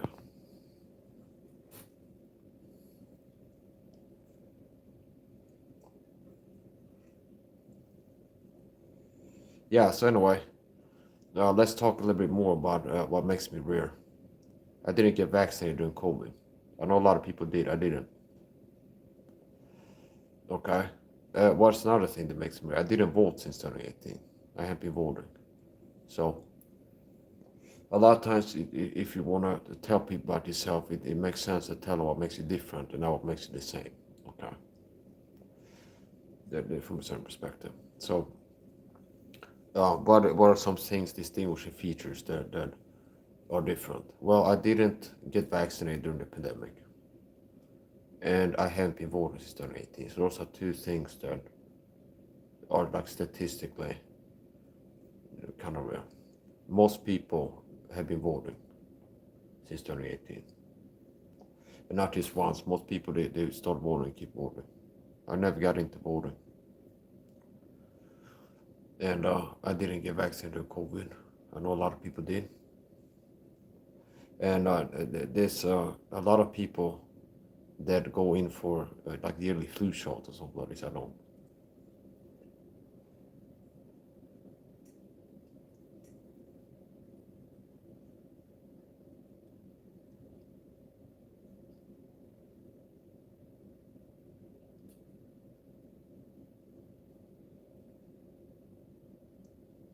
Yeah, so unlike a lot of Christians, it's like I'm living as like an example, I guess. Because what's wrong with the body of Christ? Like the contemporary Christianity is so weak. Am I the only person who's out here? The thief come up for to kill, to see, destroy, come that might have life and more abundantly. It's like I'm out here working, I'm healing people, I've been helping to heal people, working to teach the truth, fighting evil in this world, not being ashamed of the gospel, being out here preaching the gospel live on youth, not being ashamed to show my face doing it. Whereas most Christians act like they're ashamed of the gospel. And just afraid to say or do anything in the public arena. The world doesn't need more Christian cowards that are hiding at the sidelines and not working for the Lord, not doing anything that matters. The world needs more Christians like me that have courage to put themselves out here and be a light that's shining. A citizen on a hill cannot be hid. No man light a candle put under a bushel. See? So, unfortunately, it's rare to have men like me out here in this world that have courage and strength, the willingness to speak the truth in a world that's contrary to it, averse to it. They're not go around being a coward, understand? Unfortunately, that's rare. I don't even find that impressive, understand? It's like you get used to your own level. It's like I'm not impressed with my own lack of fear just because the average person is so mediocre.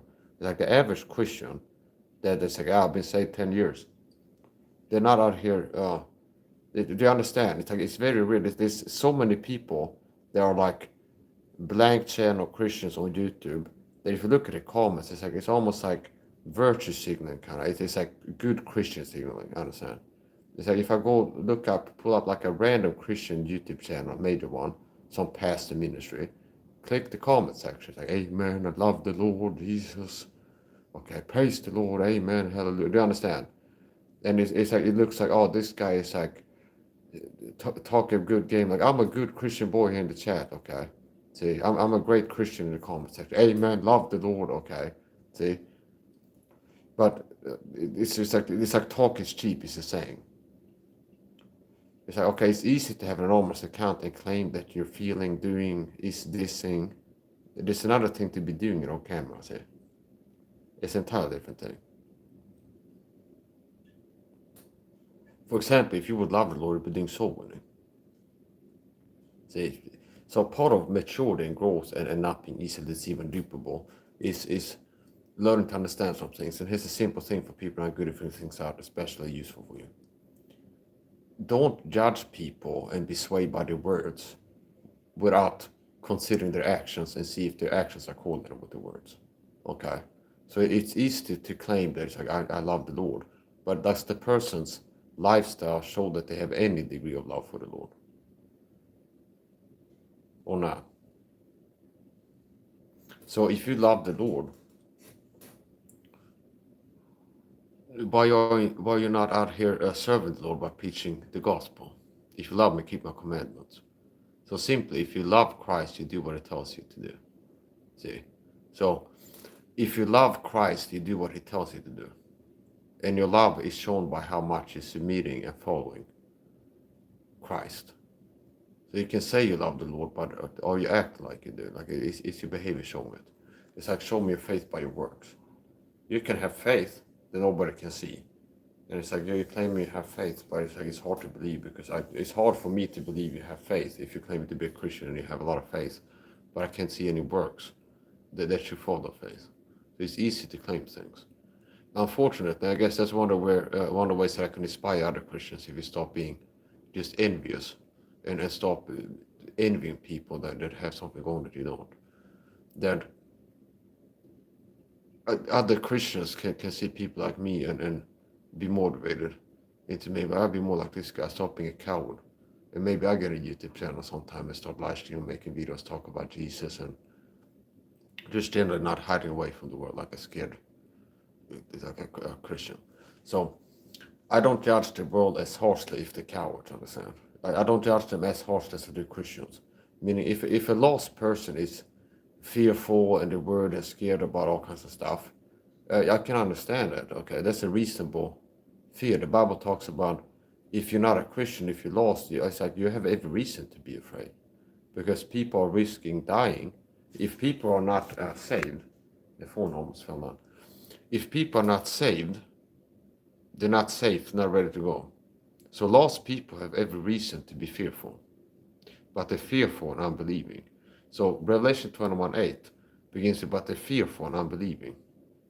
And this is dealing with people that were lost and stayed lost until Revelation 21:8 played out, which is a book of unfulfilled prophecy. Which means Revelation 21:8 is dealing with what's going to happen in the end to lost souls. And it talks about, but the fear from unbelieving, abominable, whoremongers, sorcerers, idolaters, it lists all liars should have departed in the lake which burned with fire and brimstone, which is second death. And I didn't quote that 100% accurate, I don't think. But those words are in the list: idolaters, fearful, unbelieving, and this type of people cast them like a fire. Now, some people use that verse to preach works, like works, because people to teach heresy had to rest the scriptures. People had to rest the scriptures to teach heresy. So people are teaching work salvation have to take verses that don't preach work salvation and rest them to twist them and twist the meaning and like force meaning into it. Oh, look at it, Romans 10:13, who's the call name Lord should be saved. Romans 10:13 doesn't teach call name the Lord to receive spiritual salvation. You don't pray to get saved. You don't pray, you don't ask, you don't tell. So Revelation 21:8 is a verse that some works-based heretics that teach work salvation use to wrongfully use, twist to preach work salvation. And a person like me is a faith alone preacher. If I respond to comments on what you say about faith alone, and then the person goes, no, you say about works. It's like, no, you say about faith alone. What is that called works? But what did I say? If you do not say. And sometimes they might pull the shit from 1:8. It's like, well, if you're an adult, you can't be a whoremonger. See, it's like if you sinning in this way, you're a whoremonger, you're gonna be cast like a fire. No, that's not what the verse is teaching. The Revelation 21:8 clarification is these people are yet in their sins, meaning they have nothing but sins. So lost sinning sinners have no good works, which means they've never done anything good, a good work that counts. There's no, like in God's books, it's like good works. Nothing. And it's only going to be sin, varying types and degrees. So every lost person is going to commit the sin of murder in their heart at the least, even if they didn't do it literally. They're going to have been complicit in murder. So every lost person, that's what I teach, every lost person is going to have been guilty. Meaning if like they've been living for like 40+ years, like I would say if not every, then like most lost people is going to have been guilty of the sin of murder in some way, shape, or form. Understand? There's like different degrees of murder, see. So maybe if people are being murdered and people are not working to stop the murders from happening, they have involvement in sin of murder, understand? And all murderers. So basically, Revelation 21:8, let's talk about lost people that stay lost until they die and they cast like a fire. And lost people's character is marked by fearfulness. So lost people have reason to be afraid, but having grown with Christian as a Christian, having lived for many years as a Christian, and I wasn't living before I became one. Okay, there's a point. He that feared is not made perfect love. Fear has torment. Perfect love casteth out fear. He that feared is not made perfect love, for fear has torment. So Christians that are fearful, that's a sign of a lack of growth. See, that's a sign of a lack of growth. And maybe if you're newly saved and you haven't learned doctrine, you haven't grown in the Lord, you haven't had a lot of experience, you're more likely to be fearful. But you should go out of being fearful as a Christian. That's a natural. Like 10 years into having been a Christian, you shouldn't be walking around being fearful. Unfortunately, most Christians are fearful, and they shouldn't be. You don't have a reason to be afraid, really. You have reason to fear God. You should fear God, which is a different type of fear than what lost people should have. Because the type of fear is dictated by the reason to fear.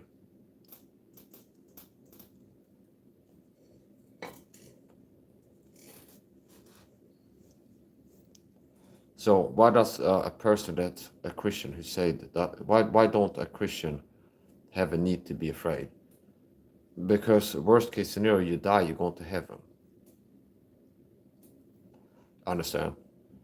Worst case scenario, if I die, I'm going to heaven, so I don't have to be afraid of what will happen to me after I die. I don't have to fear death. I don't have to be afraid of dying, because if I die, it's not going to be like a horrible thing that happens to me after I die. So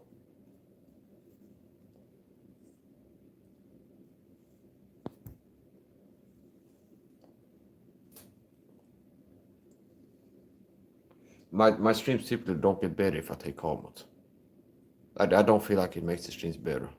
Sometimes I deal with the comments and use it as kind of talking points, like a springboard. It's like somebody brought this up, talk a little bit about that. But a lot of times I feel like it doesn't really help the content. It doesn't help the streams to take comments. I'm also shadow banned on YouTube, which means YouTube works to limit my growth and reach.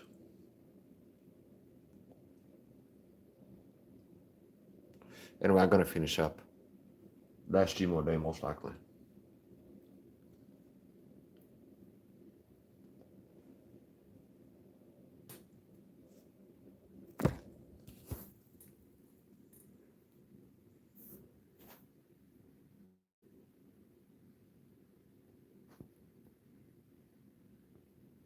It's a bit of a live stream.